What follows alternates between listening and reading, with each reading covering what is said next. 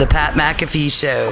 There'll be no rules for our guests, for us, for the things we can talk about. Yes, speaking his mind. I've never had a problem expressing my opinions or my thoughts or anything like that. While being relatable. I haven't had that manufactured fake-ass celebrity that a lot of people have whenever they go on those big networks. I've had a chance to really build my crew, build my following, build my audience. And ridiculous. What am I supposed to do? So I'm supposed to look at something that I can definitely afford and say, nah. Is that what I'm supposed to do?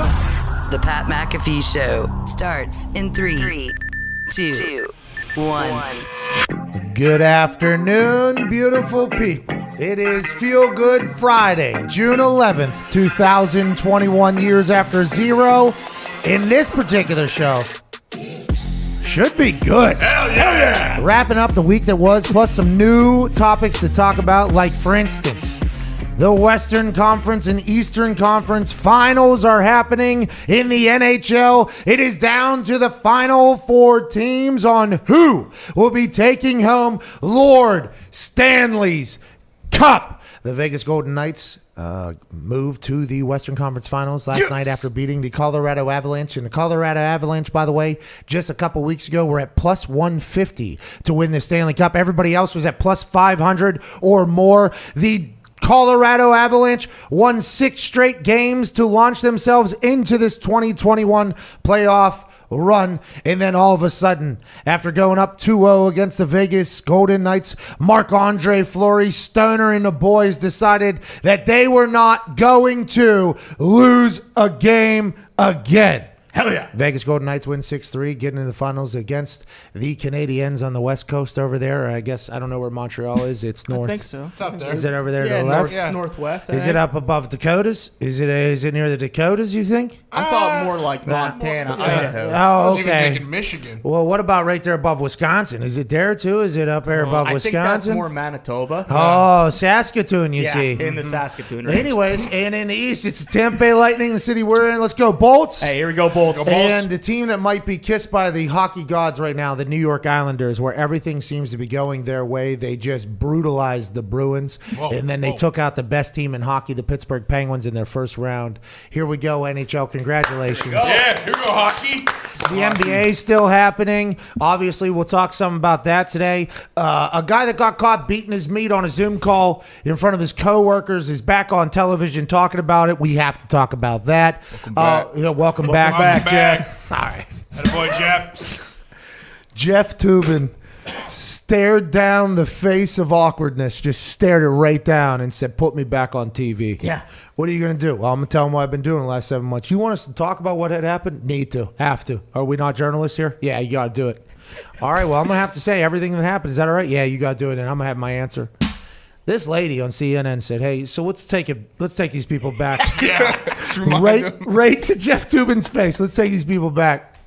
You were on a Zoom call at the New Yorker, a place you worked 27 years, and you started beating the shit out of your penis right in front of everybody. All right, you were bopping the hell out of your thing down there. It was caught. It was live. It went viral. You got fired. Now what have you been? How are you? That's kind of how it started with this guy. And good for him. He talked about therapy and giving back, becoming a better human, and writing then a book. He even cut a promo. Yeah, cut a promo at the end. And I'm also writing a book, by the way, if you want to hear that. So Jeff Toobin stepped right back into the batter's box. Good for him. Good luck out there. There is a lot of questions about where his penis had potentially been bopped, though, right? Ain't that right, Tom? Oh, yeah. I mean, some people are saying, hey, he did this once on Zoom, and that's terrible. But then a lot of people are saying, where else has this guy been smacking his baloney around the office for the last 27 years? I mean, and at Darius J. Butler, always joining us on this Feel Good Friday. Shout out to CBDmd, live from the FanDuel Beach House down here in Tampa. And Darius, as soon as we heard about this problem, me personally, I knew it was a white. Okay, safe to assume. I knew this was going to be a white. I wasn't sure. No way, D-Bot. That is very nice like of we you. can all relate. Oh, okay. I mean, this guy, he just lived out a lot of guys' probably nightmares. Man. Yeah, but I mean, you literally, kind of have, you got to put some time aside for that. When you're working, Awesome. you're working. Middle Main of the thing's day. got to be the main thing. I mean, it was the middle of the day, so Jesus. maybe, you saw Wolf of Wall Street in that executive world. I don't know how often they are just absolutely slaughtering themselves. 2-3 times a day. That's what in Wolf of Wall Street. It's in the same speech where he said that whole speech where he goes, it's a Ferris wheel basically. You just keep them on the ride. He actually says in there like, hey, how many times you? Those are rookie numbers. So I don't know what these executives are doing. Okay, in somebody that's worked 27 years at the New Yorker. I assume he and I would never ever been friends. Just ever. I know nothing about him, and who knows how much and what that guy is like. Is this normal up there? Is that why they were like, okay, let's get him back on TV. Let's go ahead and dress his head on. It is a 1:00 in the afternoon mid Zoom call spank sesh. Is that something that just everybody's like, you know what? You got to do what you got to do. I did not know people were just slaughtering themselves midday at the desk like that in the executive corporate world. What are you guys doing over there? Well, that's what I assumed, that, it's a high stress, high situation. I need to relieve myself. But also, I mean, I have no qualms with spanking your baloney at 1 p.m. Just say your stomach's acting up. This guy's probably got his own private bathroom. Like, oh, man, I got diarrhea a little bit. I'll be back in 25 minutes. He probably got Jergens. Was he in the there. one that grabbed the lotion and walked all the way back over to the call? Do you remember that? There was numerous people that was that him? I think that was a different guy. I don't think that was him. But I remember that. Oh vividly. my! Yeah. No! Jeff Toobin's back on TV on CNN, though, just so everybody knows. I found out about that via Clay Travis tweet that went viral, because Clay Travis got on CNN one time, and he said he liked boobs or something like boobs that. in the Third Amendment, Second Amendment. First Amendment, maybe. Second Amendment, maybe Third Amendment. We're not sure which one. Probably not the 13th, if I had to guess. I assume that was not going to be the one he was talking about on TV, but he talked about the boobs one. He got banned, and then his tweet is saying, I got banned for saying boobs. This particular tweet said, this particular CNN segment said, hey, sir, you, in front of people you've known for 20 plus years in a very prestigious meeting, you went ahead and you unzippered your pants. Sir, you had bare butt cheeks on your seat. Yeah. Right in front of all of us. And you spit in your hand, sir. We saw you do that. And then you went to town on yourself. Pulled your grub worm out. It was in the middle of a pandemic. Come on, who knows what this guy was dealing with, man? I mean, I'm interested to know what the hell was those therapy sessions. Like, what kind of therapy session? Well, he said he started going to a food bank or something like that, too, to become a better person. Because there's been a lot of questionable therapy sessions. I mean, let's not forget Papa John was working for 12 months just to fix his vocabulary. So this guy, let him be. I'll tell you what, the old whites, okay, and it's not all, obviously, and that is, I feel like I use this term a lot, and I don't want every older white to think like they are associated with it. But I'll tell you what, there's a specific breed of older white that has found themselves in some fucking predicaments. Yeah. It has been very fascinating to watch. But Jeff Toobin back on TV. Hey, welcome back, Jeff. Good luck, Jeff. Good luck out there, man. That is like nightmare, though, I think, right? Like number 1 through 5, probably. Well, getting caught doing it and then having to do a follow-up interview on CNN about it. I assume that is. It doesn't matter what this guy does for the rest of his life. Whoa! It really doesn't. He could probably cure cancer and be like, oh, yeah, you were that guy who was smacking his balloon around on CNN. I mean, Jeff Toobin, I think you could rewrite your entire history. I hope he does. He might be a lot more relatable to a lot of people. You never know. Darius, sounds like you potentially know some people that maybe, hey, Tubes, you're all right by us, pal. I mean, he's good with me, man. He's good with me. He took it. They freaking just shame. Imagine your first day back in. All right, let's revisit just in case anybody missed it. Just remind the world who you are. Hey, but he's back, man. Welcome back. Shout out to CNN though, saying, hey, the standard is the standard here. We are going to, take advantage of every situation that could possibly become in the art of news or whatever. And hey, it just so happens to be you today, dude. So we're going to put you in there, and you're going to be uncomfortable, but we're going to have to address it, and we'll move on. All right, sound good? And the guy, Tube's like, I've seen it all, please. Have you seen my Twitter mentions? Yeah, right. Jeff Toobin's life for the last 7 months, probably. What was that, Zito? Zito just yelled something back there. I think he said something about cookies. So, talking about his Twitter mentions. Got a piece of tape on Zito's laptop cam? Wow. Smart Zito. That's what Jeff Smart should be doing. Zito. He should pivot and use this. I mean, make him the face of like fleshlights or something. Because or maybe even the thing that does cover the yeah. Oh yeah. Hand lotion, maybe. Jurgen. This guy This guy could potentially run that's 3 different buckets right there. Yeah. You just talked about the sex industry, the moisturizing industry, and then also the security industry with the thing to cover up the thing. Tubes could be out here maybe flipping this thing into a massive ordeal, but happy old Tubes is back. Congrats, man. Congrats. I mean, absolute stooge dumbass. That's going to happen. That happens to a lot of people, but way to step back in the batter's box. Good work, Jeff. There is some. What's that? Let Jeff beat Jesus. That's what he's yelling. This show. Listen, we're only covering it because it's news, but that was not supposed to be as big of a part of the beginning of that show, obviously. We found out about that this morning, moments before we go live. I'm not sure how a human, I guess Jeff Toobin's thinking the same thing. I'm not sure how humans not supposed to want to do this if they got the urge or whatever. But for me, I'm not sure how I was supposed to not talk about that for the first 7 to 8 minutes of the show that you have here on a Friday. As soon as what an absurd time to be alive. What an absolutely absurd time to be alive. Darius Butler, happy you got a chance to, tell Jeff Tubes out there, maybe the future's a little bit brighter for that guy, huh? Yeah, man. Flip it, man. Make it a good thing. Make it work for you, man. Russell Wilson, the big news, though, that was going to lead off the day is Russell Wilson had to address the offseason that was around the time when Tubes was beating his. Yeah. Oh, yeah. Roughly around there. I don't remember exactly because the quarantine months all kind of blend together. I think we all remember like beginning days, like, okay, Tiger King. And then like towards the end, whenever there was wave 3, 4 coming. I mean, they all kind of blend together. But during that quarantine, for a pretty good chunk, I think of it, not a majority, obviously, but a pretty good chunk, it was Russell Wilson, Pete Carroll hate each other. Yeah. Russell Wilson thinks the offensive line in Seattle stinks. Terrible. Russell Wilson's team, the chefs, the massage therapists, the cardio people, the strength people, the bike people, the weights people, the lawn people, the content people, Team 3 was not happy at all with the way this thing was going with Russell Wilson and the Seattle Seahawks. After, Shoddy gets fired out of there, his offensive coordinator, Pete Carroll, says there's philosophical differences, which is basically saying the way they want to run it is Russell Wilson.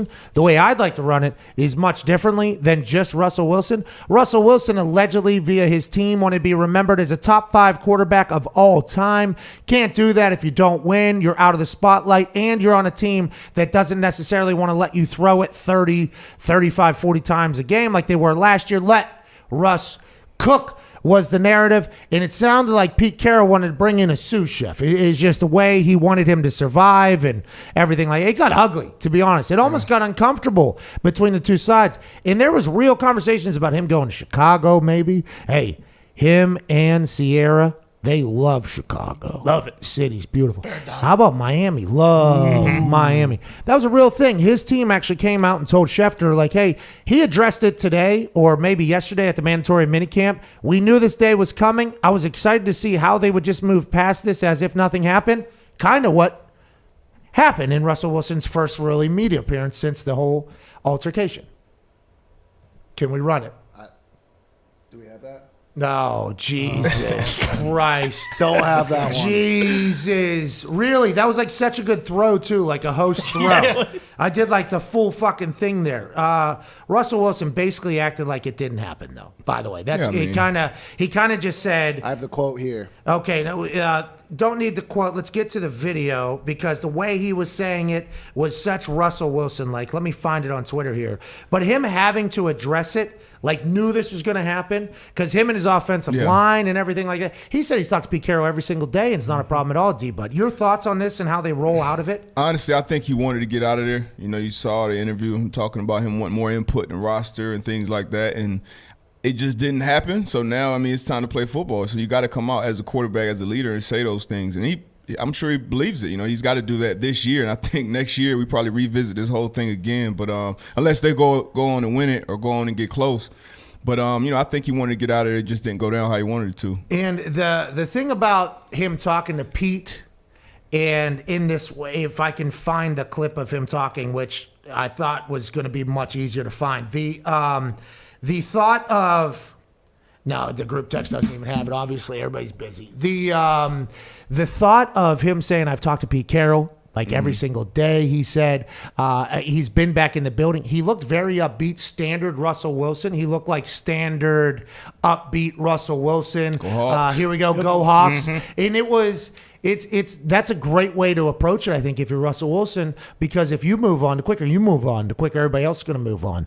But the offensive line was buried publicly. And there's no way they can do like they can't just – guys are trying to get paid. Guys are trying to win. Guys are trying to live their life. So it's not like a guy, especially at the offensive line position, is going to be like, like, hey, there you go. Go ahead and do what you got, or a lookout block or whatever, which obviously means that you don't touch the person and you have to scream, look out to whoever's behind you. And there's a lot of different ways that you can't do that in the NFL. But a quarterback and an offensive line getting along is probably a good thing. Let's assume that they've patched that relationship and they're just going to move on. Did he personally come out and say that? Team. See that, so he kind of. And he said today, by the way, I never asked for a trade. I never did anything, but it was always the team around him that asked. So it was. I mean, you kind of obviously it's your responsibility to keep your team in check because usually that's how people kind of put things out there. But at the same time, if you're a part of that O-line group, shit, I mean, if you're shitty or not. And then you also know, hey, some of this is on you, Russ. Stop. We have a pocket, and sometimes you run yourself into trouble. So I think they both got to do better. You think they have a meeting? You think they have a meeting and talk about that? You think they go like, hey, Russ, we went through this. We'd like to apologize for our part of what happened. And offensive linemen, by the way, normally the most selfless group of people. Yeah. That is. But if you piss them off. A complete opposite. I mean, that is not a good group of people to have mad at you. And Russ would probably, want them on his side. He was probably friends with them too. So I assume even more so, whenever the offensive line hears the team three saying they can't protect them, they can't do this, I assume it heard even more. So I assume there's just a conversation you have, but it never came from us. Here's the video that we were referring to earlier. Good work back there finding it, everybody. The video, listen to the way he talks about this because, we had to cover it every day because we're in the middle of a sports stoppage and it was happening. I think maybe sports were back at the time, but this was something that was very real. There was a meeting in North Dakota that happened between Chicago Bears and Seattle Seahawks, and an offer was made for Russell Wilson. The way this was handled by Russ here in his first time at a microphone, fucking Bob Ross art here. Listen to this thing. Listen to this. The reality was that a lot of people, there was a whole thing saying that I requested a trade. And that's just not true. I didn't request a trade, So I think everything kind of started from there. And then obviously tons of teams were calling. And I think that the reality was that I didn't really want to go anywhere else. I wanted to play in Seattle. But if I had to go somewhere, these are the teams I would go to. Oh, okay. Yeah. Fair.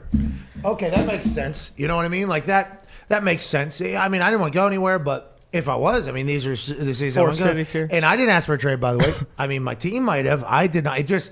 Fucking beautiful work by Russell Wilson right there. Go ahead, Ty. So you do think that the stuff with his O-line squashed already? No. Okay, because I feel like that's something those guys aren't going to forget. When the season starts, though, it'll be over. And if they start, especially if they start winning and playing well, then it's who cares? But you think they still have some stuff they need to do to work things out there, right? And I think, Darius, we can follow right after this with either a correction or a agree statement.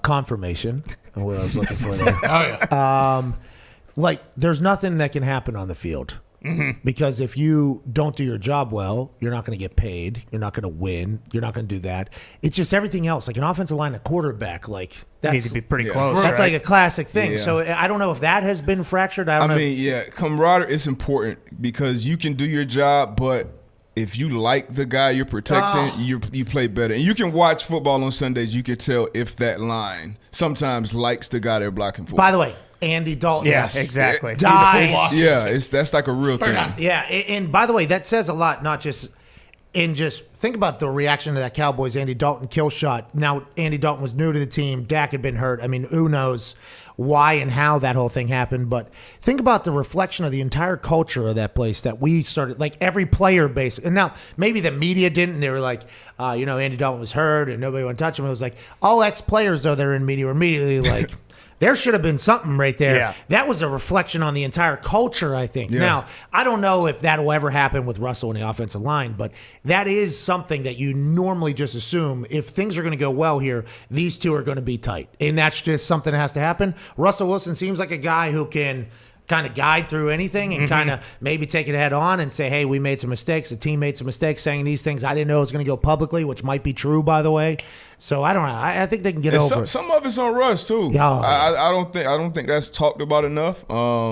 He's obviously sacks a great, and stuff? Yeah, but he's a great quarterback. I mean, the first word that comes to mind when you think about Russ is like Houdini, but sometimes that gets him into trouble, and obviously that's when he makes his greatest plays as well. So I think he can find more of a balance there, and then the offensive line got to get better. But I think it's a chance that they can still mend things, I think so. and be on point. I think so too, especially if you're winning. And the thing about Russ is that's what makes him good too.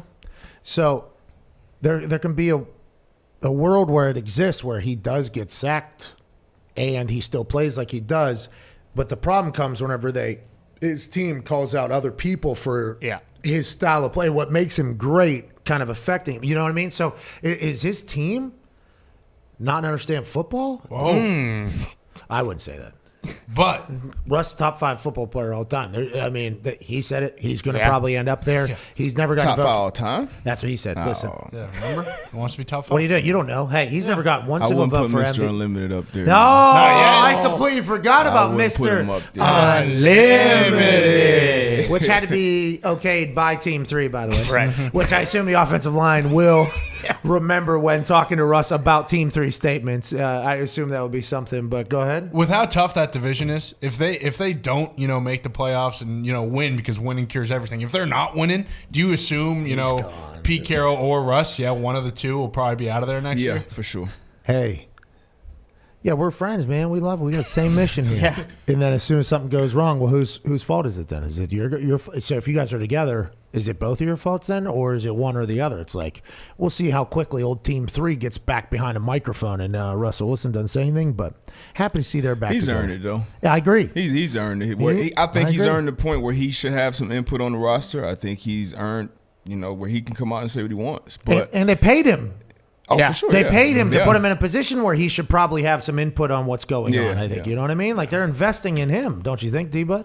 Oh, hell yeah. But, I mean, it makes sense. But as we know, everything they do in those buildings don't always, sometimes those egos get involved. Power. And so, And this is A-Rod. This is a bunch of quarterbacks, not just Russ. The power comes from what the lingo in the contract, right?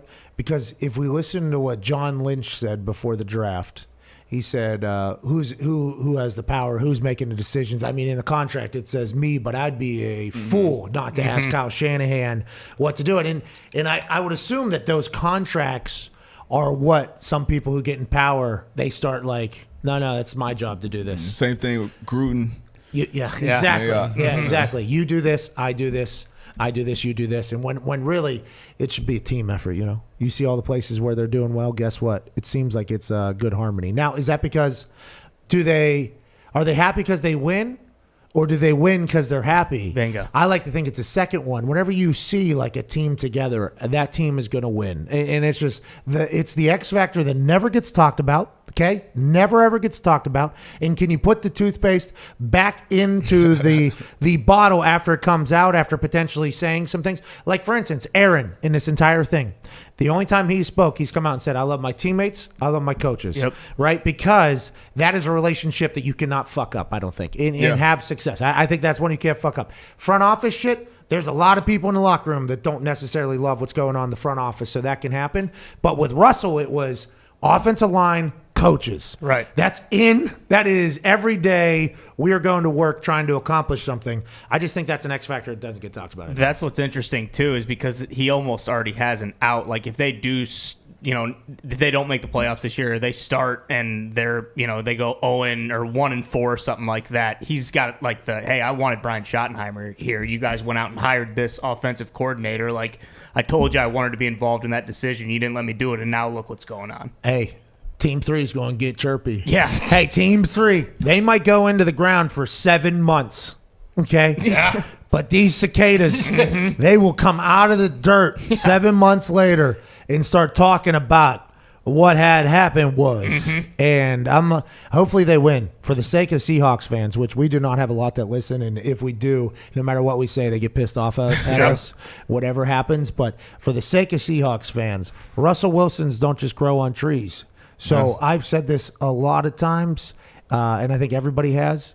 whatever you can do, just get that motherfucker to Sunday. Just get him. Hey, if you can just get that guy to Sunday, listen, let's hope his teammates like him. If his teammates don't like him, by the way, he's not that guy. Yeah. He's not the guy anyways. Teammates should like him. Teammates should follow him. And let's just get him to Sunday. And when we do, let's go win the game. I mean, that is what the NFL is. Especially if you're Pete Carroll. I mean, how old is Pete Carroll? He don't have that many years left coaching. 70, right? Yeah, 70-something. He looks good. Let's keep him happy. He looks good as a 70. He does look good, but, a lot of energy. Great shape, too. The coach, so, he's 75. Well, keep Russ happy, man. Belichick said, I was planning on retiring at 70, and I realized he's not that old. Exactly. Feels much different. 70 is the new 30.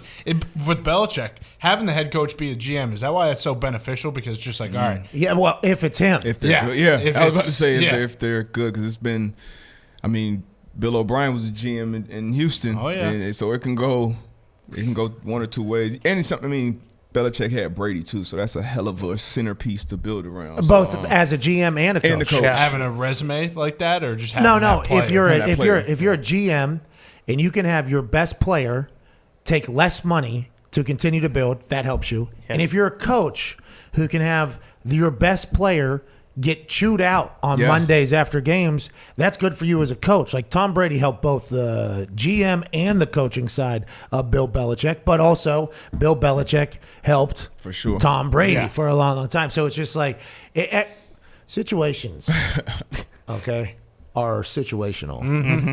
But having a coach and a GM on the same page is fucking vital in every situation. It is. So if you have obviously one person now, I guess there are people that conflict with themselves. That definitely helps, but there's not a lot of humans on earth that can accomplish that. There's the amount of BS, bullshit business that has to get out. Trades potentially happening, phone calls that you have to have, somebody interested in this. What are the new contract rules and clauses? They have lead counsel, obviously, but just salary caps. And then also, by the way, each week we got to build a new strategy because that's what they do. It's just, I bet it's a bit time consuming, and I don't know if anybody else. I mean, hopefully somebody will, but that's a big ass football brain you got to have there. Oh yeah, with the GMs, you know what they say. You can't shake hands without a clenched fist. So did you get that text today? Nah, I don't even know what the fuck that means. So I don't know if that was. We'll get to a break here, but we got to explain that. That's for Jeff. Do you get these? Do you get these text messages from the NFLPA, dude? Hashtag NFLPA tips. Probably block. Well, block those Studi. Okay. Nah, I think I do get them now. Look at this. They text every Friday. Oh, you're right. Yeah. They text every Friday this life tip. Okay. I responded once. Okay. Didn't get a response. Nah, I told him. I said, today, athlete and author Sam Ocho will deep dive into his first book. Join in by tweeting and using hashtag PAF Lit League. You may just hear from Sam directly. So I responded, will Sam answer me directly? And they did not respond. Okay. So then there was another time I responded. They sent their thing out on a Thursday, and it was called Friday Tips. So I told him, hey, early. It's Thursday. This doesn't apply today. It is. Hey, it's Thursday. Today, though, was a good one. This one's from Indira Gandhi, which is that the Gandhi we refer to? No, I think that's Mahatma. Yeah. Who? Mahatma. That's the Gandhi. That's Yes. Gandhi. This is Little brother, maybe. Cousin. sibling, Nephew. offspring. Relative. Possibly. Still has the roots of Gandhi. Oh, yeah. You got that Gandhi name. You got a lot of pull. Hey, there's been a lot of people saying they come from the Jesus line too. By the way, I guess Really? that's like a thing that is. I've found some documentaries. Like Koresh. Yeah, exactly. People like that. Russ Wilson? I don't think Russ Wilson said that. Maybe Jack Easterby. Throws the But ball anyways, at things. Indira Gandhi says, you cannot shake hands with a clenched fist. Oh, How about that? How about that? with the I thought you said without the clinch. I did. I fucked it up. Okay. That's what. He's not fucked fucking Gandhi. Yeah, But that's what the NFLPA is. It's not in the lineage. But I'll tell you what, the two stooges here to your left, D, but as soon as they heard that quote, they both clinched their left fist and then shook with their right hands. And they said, Gandhi's wrong, actually. Look at that. Look, we did it. Long time ago, Gandhi. Things have changed. Well, we just don't. We're back on the other side. We will have Michael Cole join us today at 105. Yeah. My commentating partner on Friday Night SmackDown, which is tonight, 8 p.m. Eastern on Fox. To be honest, I have no idea what we'll talk to him about. Do you guys like each other? Yeah. How's the camaraderie there? We're a good team. All right.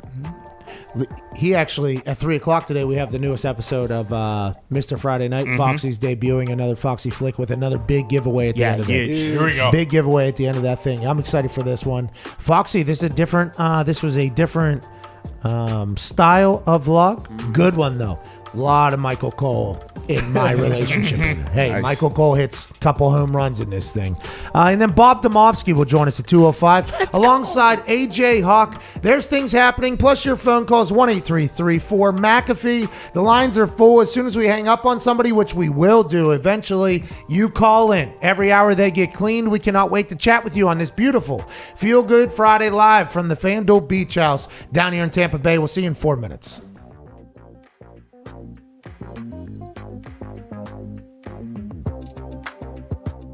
Got to experience so many things, both as a businessman off the field and on the field. Is there a moment when I ask this question, it pops your mind, like, what's the craziest shit you've ever seen in your entire life? Because there was a time there where it felt like you were just getting dropped into insane situations and the world was like watching you do things. Man vs. Wild, you and that Bear Grylls guy, fucking electric. That was maybe the most electric shit I've ever seen. Is there anything that you think of whenever you think, like, what's the most ridiculous thing you've been a part of? Probably some of the most ridiculous shit I ever been a part of was, I had got the restaurant which I'm in right now, and when we first got it, I would come in here and I would clean up and go outside in the front, sweep up, make sure everything looked nice and shit. And one morning I got up here and I noticed, like, damn, this is a funky ass smell. And I looked, to the side of my front door, and it's a big ass pile of shit. And I'm talking about human shit. Yeah, and it's right on the side of the door. So I was like, somebody done came and popped the shit right in front of the door. Like, oh, this shit is crazy. Like, I can't be in here serving food. Motherfucker come walk in and they smell straight ass cheeks when they come in there. Like, I don't think that's the restaurant I need to eat in. So, man, I get the water hose and I'm hosing it down. And, I see, we got a couple, dolphins that usually walk back up in front. Hey, man, did you do this? Like, oh, no. So, one of them owned up to it. I said, man, check it out. So you don't do this no more. Look, you come by here, we get you we get you a broom and you help us, we help you. You feel me? And we put together a little, I put a proposition together for him, and I ain't cleaning up shit no more. It's a win-win. It's a win for everybody on that one. Hey, one of your former teammates. Yeah, hey, everybody wins. You're helping the people, man. That's awesome. That's why people love you. But hey, one of them owned up to it. Just a line of questioning. The line of questioning. His name is Willie. Willie owned up to. Matter of fact, he just left out. He's saying, sweeping up. He's like, hey, what's up? Oh boy, I've been looking for you. You feel me? Okay. Yeah, we bust down together up in the front of the restaurant to get it all cleaned up and everything. Hey, you're helping people. Hey, Willie went from shitting outside to working inside. Let's go. Yeah. All right. Let's go, Willie. Let's go. Give it up for my boy Willie, man.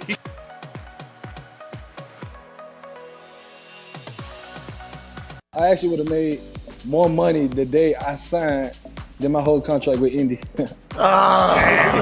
Why did you decide to turn down a lot of money to come back to Indianapolis for the year? True story, no bull. I prayed about it. By 3 o'clock, I'm signing somewhere. And then 2:55, I got on the phone with Chris. Like, are we going to get this done? Like, how can we get this done? He came up with a number, and I'm like, all right, it's all right. Well, I guess it's meant for me to go to this next scene. As soon as I closed his message, Ursay texted me. I said, there go my sign right there. When he texted me, that's when we got it done. When he texted me, we got it done. Hey, did you see my eyes tweet yesterday? Yeah, is that when you got the text from Ursay? No, that was a text that I was almost gone. Oh. Yeah, where are we going to go? Hey. Baltimore. You don't have to tell us, obviously, but I do believe Baltimore was in on something. Yeah. And then also the quarterback. That's what it was.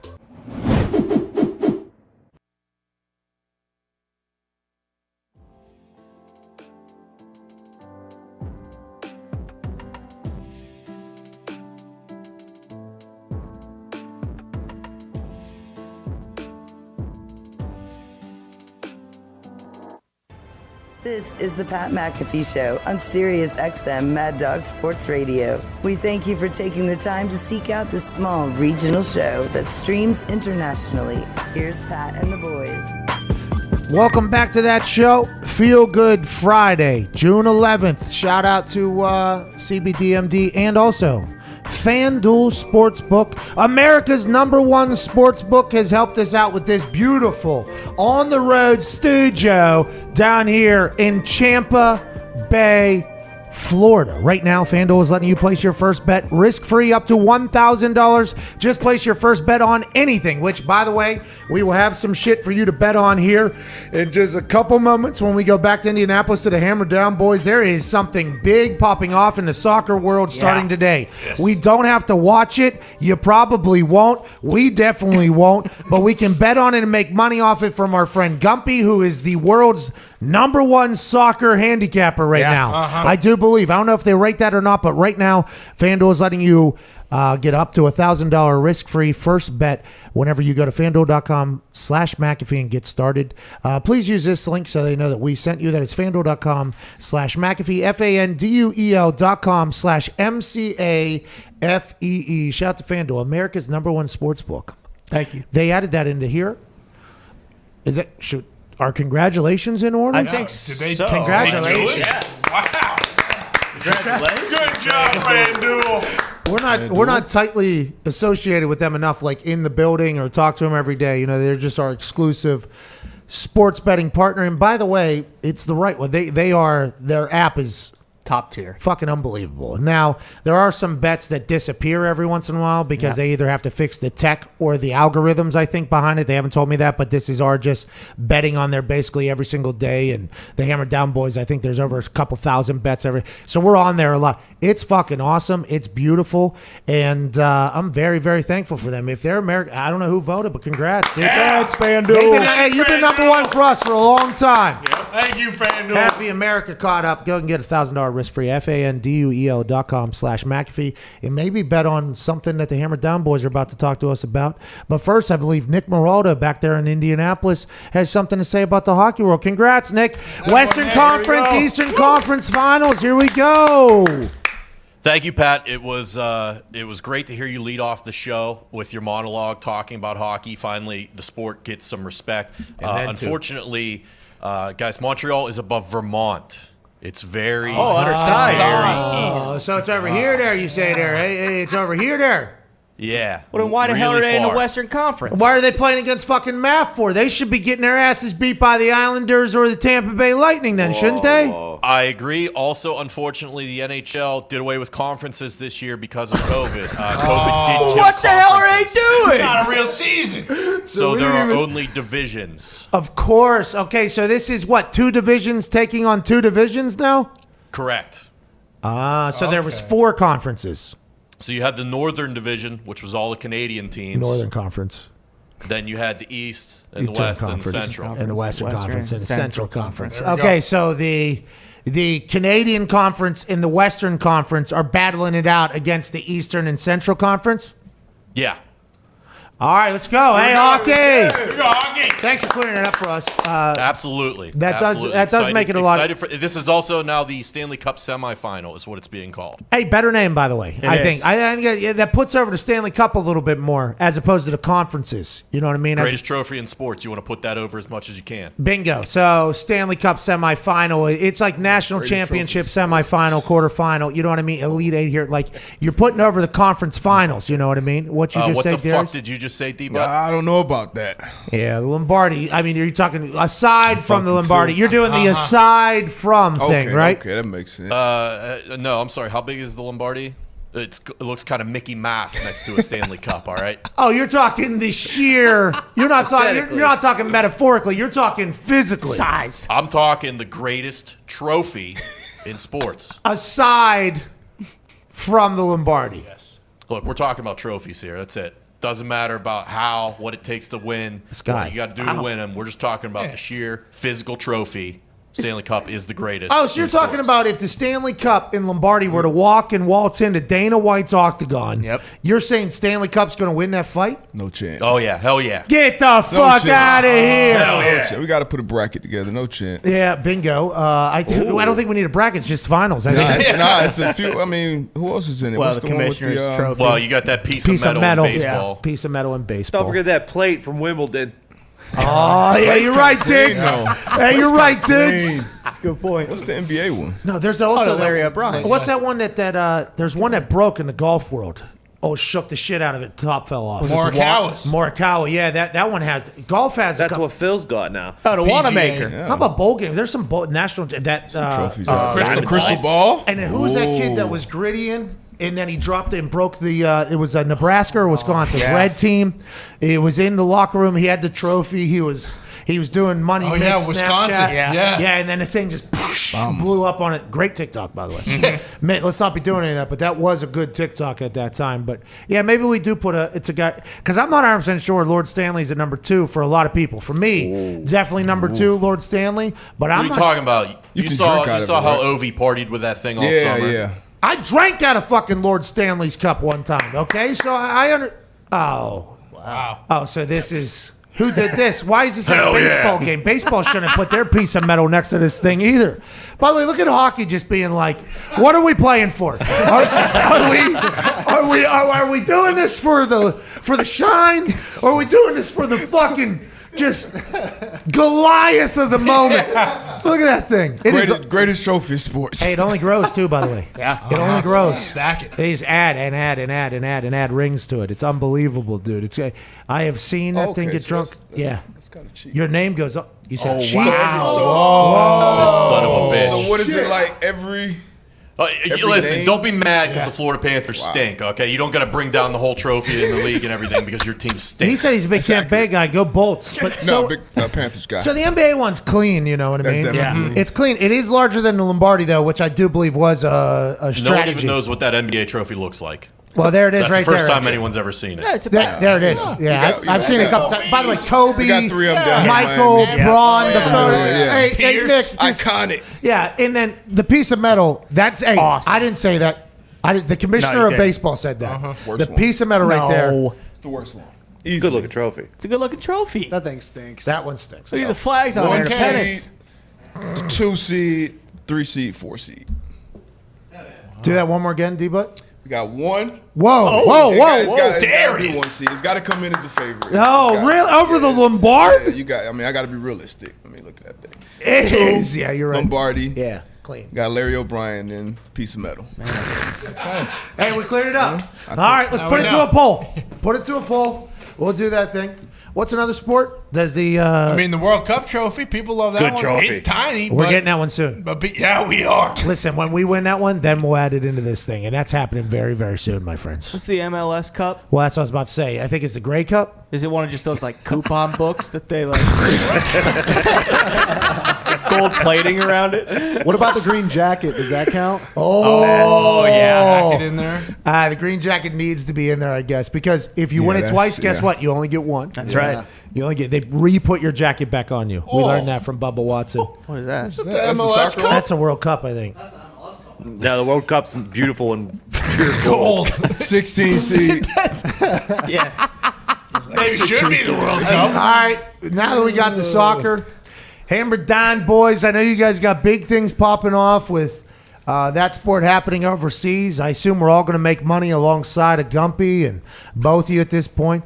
How's it going back there at Hammer Dahn Boys Live, 4 p.m. Eastern Daylight Time at youtube.com/Hammer Dahn. Tone Diggs and Gumpy, what's going on?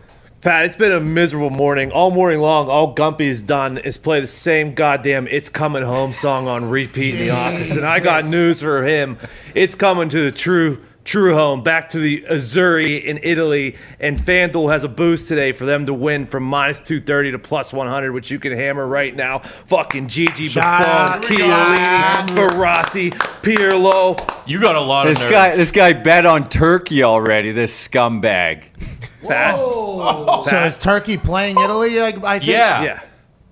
Pat, you know there's a big difference between who you bet on and who you want to win. He's a turncoat. Gotta take your heart off the ticket, man. Keep your heart off the ticket. Hey, that's thank you, D-Bud. You know, Oh, I learned that the hard way last football season. Hey, the Colts, the Titans, Buckner out. You think I got this horn hanging around my neck for no reason? Yeah, hey, listen, we understand you're an Italian, but what's Stolen that? Italian What's that value. one? A daywalker, I believe, is what it's called. That's not me. Is that- Yeah. Hey, that's not you, obviously, because you know your last name's DeGilio and all that. Papa John Schneider's a daywalker. Okay, all right. Hey, listen, for 13 months. Anyways, Been working on it for. You betting against, okay? You betting against Italy in the opening round while also kind of highfalutin around that you made this Italian boost happen is a little bit fugazi, isn't it? I mean, that is a little bit of a scene, don't you think? Well, no. Like you can't bet with your heart. I can root, and I think that it's great odds for the boost. So with the value there, you have to take the boost. But I took Turkey with them in a draw just in case, it's a first match of a huge tournament. Maybe they come out and they're a little nervous or something like that. And is Buffon playing goalie? Gigi, no matter who's in goal, the spirit and the ghost of Gigi Buffon will always be in net. And you're betting against him. Yeah. Technically. Yeah, no, actually, you are. Gumpy, what are you doing? You're betting on Italy? Is England just to win this whole thing? Yeah, I took Italy already to win that game, but I parlayed Italy money line with under 3.5 goals.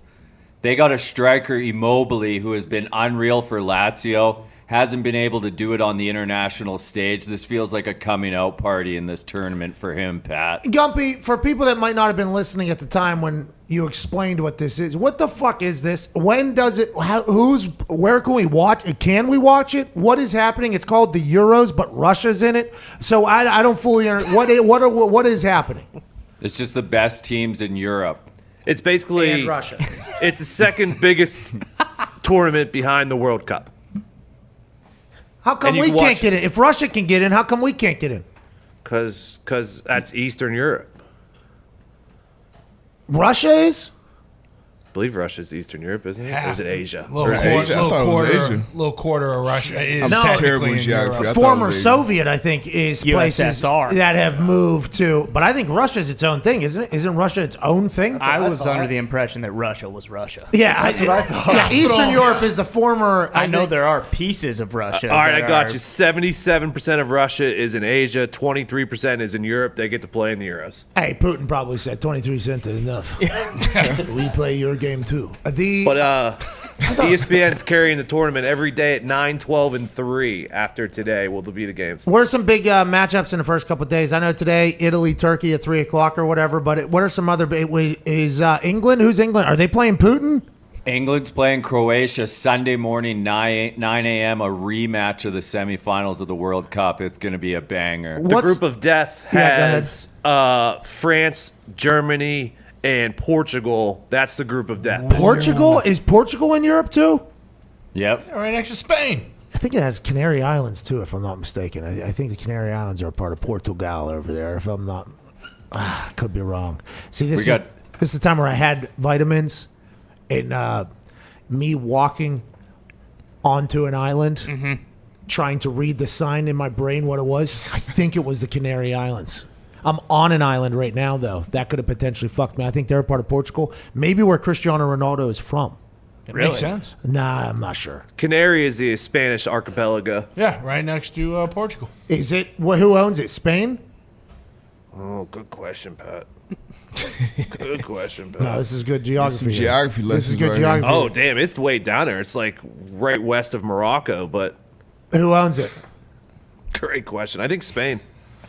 I think you're wrong. But anyways, go ahead, Gump. What's the big matchups? Belgium-Russia tomorrow is an interesting one. Belgium needs to start the tournament well. And then, like I said, England-Croatia Sunday morning. And then Monday, you get the group of death. Germany and France, Monday at 3 is a big one. Okay, so see, Let's go Germany. You don't like the French? You don't like Mbappe? I was born in Germany, so... Were you really? Yeah. Military? Army brat, yeah. Where at? Stuttgart? Frankfurt, yeah. Hey. So go Germany. You know, how long were you there? 3 years. Oh, so you don't remember shit. Nah. And I was around all the Americans anyway. I was on a base. Yeah, but I bet the stories from Your dad was. My dad. Yeah, how long was he there for? How long was he? I think the military folks love going to Germany. Like, you're getting stationed in Germany. I think that's like a very good place to get stationed. I want to say like 4 years. We moved to San Diego, which was another big military place. Yeah, we got. How many places did you grow up in? You were full military. Germany, Cali, and then once I got to Florida, like around 6, 7, stayed there the whole time. Your dad was like, "Yeah, we ain't leaving here." Yeah, I mean that's where he's from too. They're both from. Both my parents from Miami. So I did not know you were born in Germany. So was Andrew. You and Andrew Luck ever talk about German times together? Or is that ever something you guys he did share? tell me he thought I would be a good soccer player though. Yeah, you would have been a great soccer player. You're a great athlete. Did you play over there as a kid? Yeah. Play soccer? Yeah. Played in France, played in Germany, played in Austria, played in Belgium, played in. Well traveled. I was, yeah. I felt like, by the way, when I did come back, I felt like I was smarter than everybody. I had a little bit of culture. I had a little bit culture. of little Kobe in you. Hey, that's not how they do it in Paris. Okay, you guys have no idea. You should have. But yeah, I got to play soccer over there a lot. I was asked to play soccer over there too. And what's the talent difference like as a kid? It's just the like dedication over there, level. I think it's just over here. You know, like speed in South Florida, how you guys just all year round train. Yeah. Like, that's kind of what soccer is. You just it's all day, every day. We all, you go to school for a couple hours and then it's just fucking soccer. And then you go on these youth teams that are associated with the pro teams, and then you kind of go through their entire system over there. We got a lot of dudes, by the way, on our American team now that did a bunch of that. Okay. So that's why our guys are so good. Gio Reyna, I think he's the son of Claudio. Is he Claudio's kid? Am I getting that right? Yeah. So he, 18 years old or 19 years old now, he came up through a German soccer system, I think. So he has literally been through it his entire life. That it's just a full school is okay. You're going to know how to read. All right? You're going to know how to read. You're going to do this stuff. But we know it's butter in the bread around here. And that's why you see I think a 15-year-old got called up, or a 16-year-old maybe got called up into a thing because they're in that youth and they get hot for a couple weeks, and then there's always a potential you get dressed for a game whenever you're young, and it's just instead of colleges, it's almost like, hey, it's a funnel system into the pros over there. Yeah, okay. So, it's kind of like baseball in some other countries. Yeah, some of them start at 8 years old in the academy. Their whole lives are spent with these clubs. Hey, and the academies are dope, by the way. They play year round too, even the pros. And I don't know how they do it, by the way, because it's a lot of running. Yeah. That was my biggest drawback with old soccer. I don't want to run that much. 8 miles a game. I don't think I want to. And by the way, to have success in said sport, you have to run. There is no. It's like boxing. Like boxing, if you want to be a great boxer, you got to have incredible stamina. Cardio, yeah. Soccer's like you're running a marathon every fucking practice, every single game, and it's like that's a part of it. Yeah, hey, we need you to do that. I don't think my body can. How about that? Well, we're gonna sub you in then with 20 minutes left. That's not a lot of time. It's like, well, I'll go. I'll give it a. Hey, 20. Hey, I've never been a sub before. I absolutely love it. What am I doing? Just chilling? Yeah, until about halftime, start warming up. Oh, okay. I fucking was a force over there, dude. Yeah, you went from that to punting and kicking. Yeah, Tim Maxey and I had a hilarious conversation. It was, do we want to be rich in Europe for soccer or rich in America? Okay, we'll put down the pros and cons here. And then we'll put down, do you want to run 8 miles in a game? Or do you want to take 3 steps and kick a ball? Okay, we'll put the pros and cons down. And then, both I would have had to have gotten incredibly lucky in both ventures. But when it came time to do a full, okay, which way we going here? It seemed pretty obvious to me. With the way I'm built. You made a good choice. Maybe. Yeah. I'm not sure. I don't think it would have worked out the other way. I don't think my body would have been built for it, but it would have been a cool dream. I love playing soccer. I enjoy playing soccer. It's impossible to watch, but I think I'll watch France, Germany. Oh, yeah. I'll watch England, Russia. There's some big-time games, and I can't wait to listen to Hammer Down, 4 p.m. Eastern Standard Time, Eastern Daylight Time, YouTube.com/Hammer Dahn, D-A-H-N. They'll be giving out locks and picks for us all to make money off of FanDuel while we watch a sport we know next to nothing about. In the next hour, we'll be joined by AJ Hawk, Michael Cole, more from the boys. We'll answer some phone calls, 1-833-4-McAfee. Those lines should be opening up soon. And then we'll wrap up this beautiful Feel Good Friday with Bob Demovsky and the boys in the third hour. Let's have a Friday. We can't thank you enough. We'll see you in about 6 minutes. Have a good one. Cheers. Let's talk about what happened directly outside of WrestleMania in the MetLife parking lot. And this guy tells Zeke, yeah, hey, just follow that car right down that way. If that awning was literally 6 inches lower, I'm dead. Hey, who the fuck told you guys to drive down there? So I get a text from Nick that says, call me when you can. And I never get that type of text from Nick, right? Granted, it's unfortunate that, the boys, the Roadhawks, didn't have their WrestleMania moment. We talked about it earlier. All of us felt like we were in like a trench in World War II. Yes. Tell you what, the WWF will be proud. That's a lot of fucking destruction. I thought the entire building was coming down. The best looking uprights I've ever seen in my life. Hey, who the fuck told you guys to drive underneath there? I will never forget April 7th.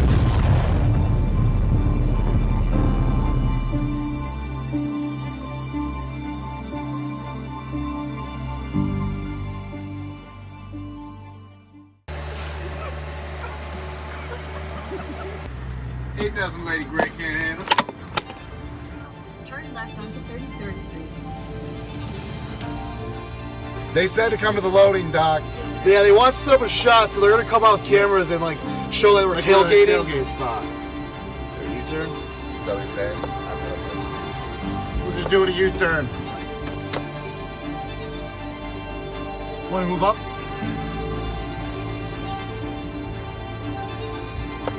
And this guy tells Zeke, yeah, hey, just follow that car right down that way. And so we're thinking, okay, no problem. Backing up. So Zeke moseys on down this way and just fucking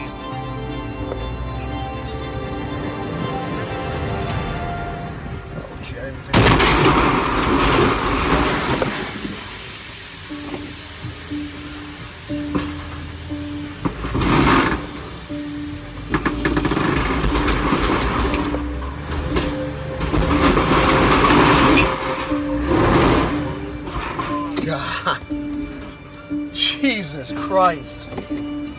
Oh. I think it's stuck.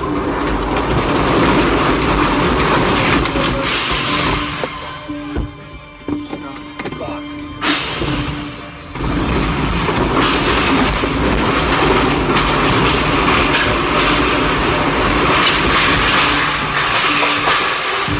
I fucking told you guys. Like, come on, dude.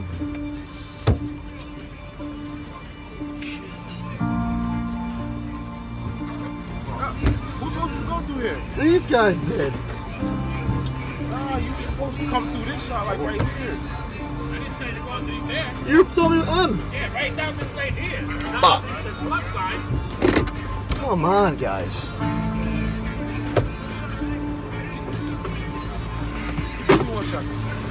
Fucking A. I'll be looking out there. Oh, fuck. So what you just heard was a RV that was clearly too tall for an awning that was hanging over. And Zito was going so fast in that the entire RV ended up under the awning. Yep. And it wasn't until they were all the way under that Zito said, "Oh, I think we're stuck." And at that moment, he puts it in reverse and rides back through all of it. And that's what the piercing sound of metal that you heard ripping through. Fuck, wish we could do Fucking how we did fucking everything up there? The backside fucked too? How's it going, sir? Yeah. Yeah, they just keep fucking sending us through here. They're sending somebody out, just hang tight, all right? Did you check the top? I mean, It's destroyed. scratched up? No, like the whole thing is. Oh, fuck.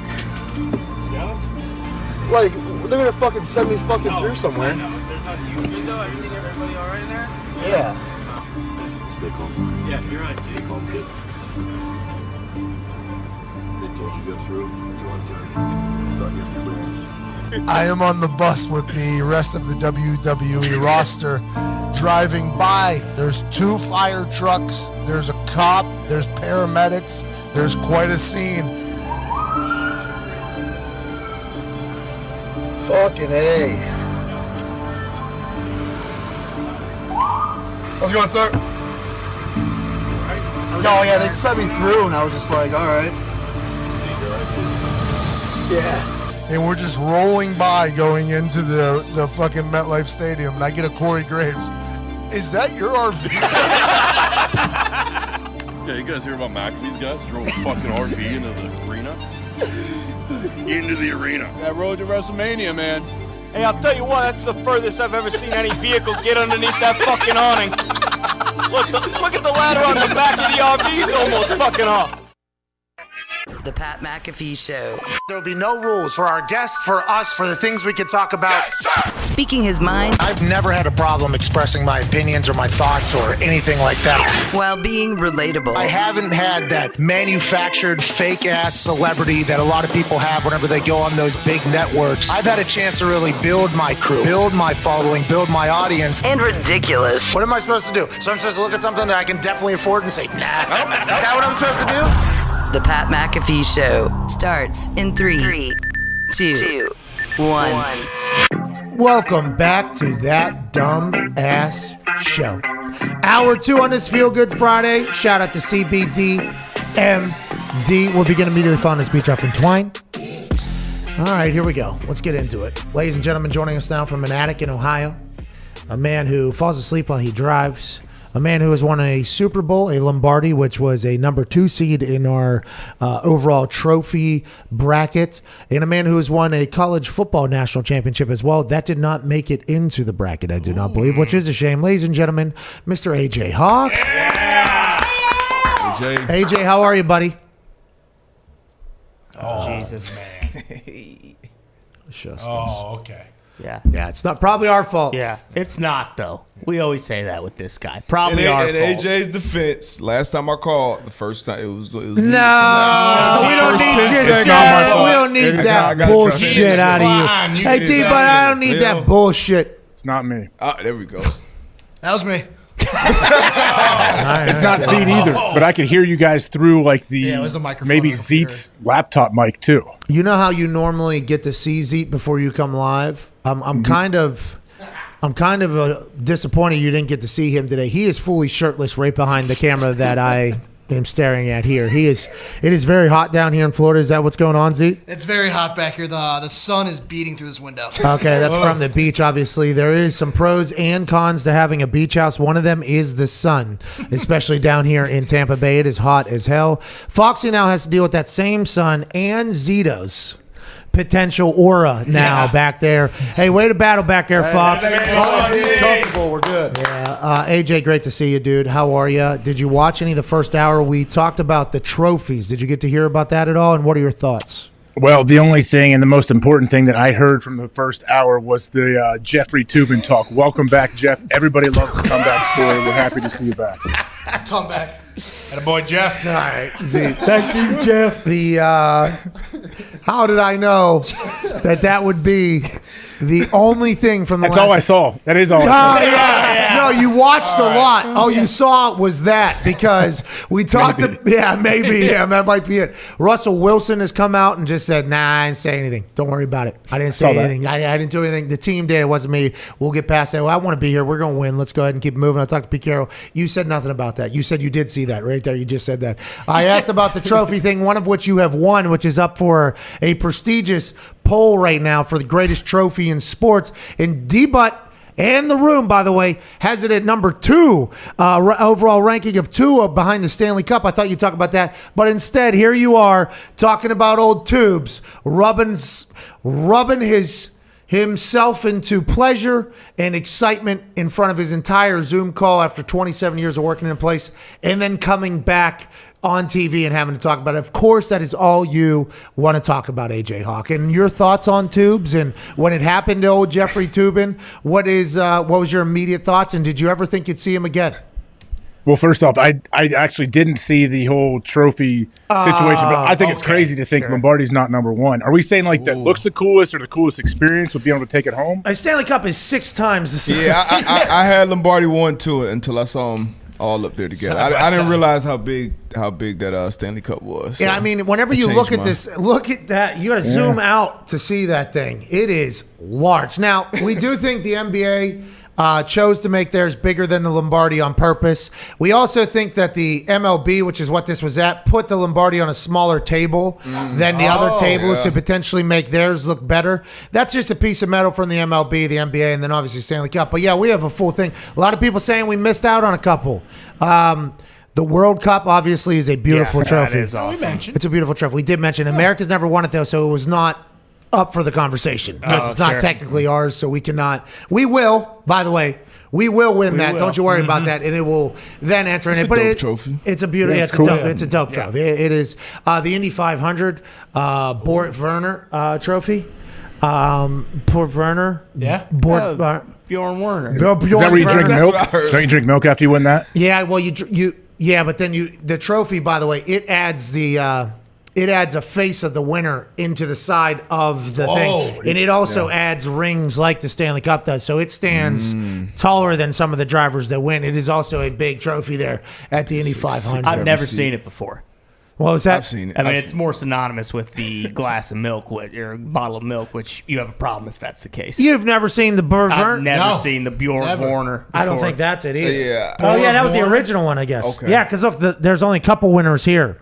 So those are the heads of the winners basically cut into the metal, and then it adds on to that whole thing. So this is the top of it, and then it adds on to the bottom. That'd be a new 1 seed. Yeah. Are you kidding me? They have their faces of each guy. Can you pull up the most recent one, too, next to Elio? Because I think Elio just won his 4th. It is as tall as Elio Castroneves. Oh, really? Yeah, it is. There's 104?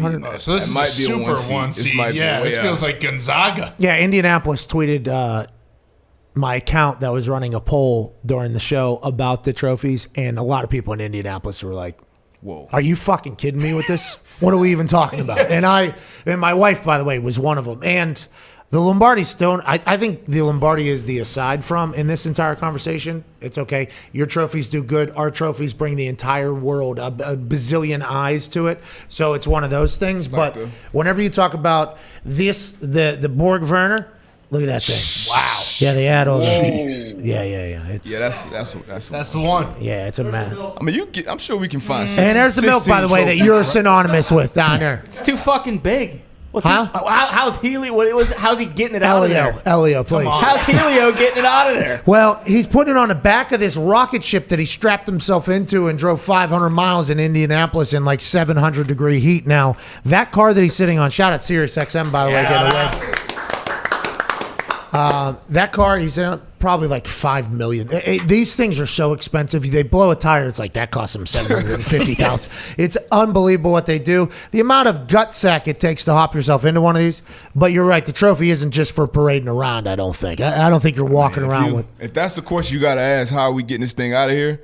It's a 1 seed. It's a 1 seed. What am I going to do? Yeah, it's a 1 seed. Why are there not wheels on the bottom of it? Wow.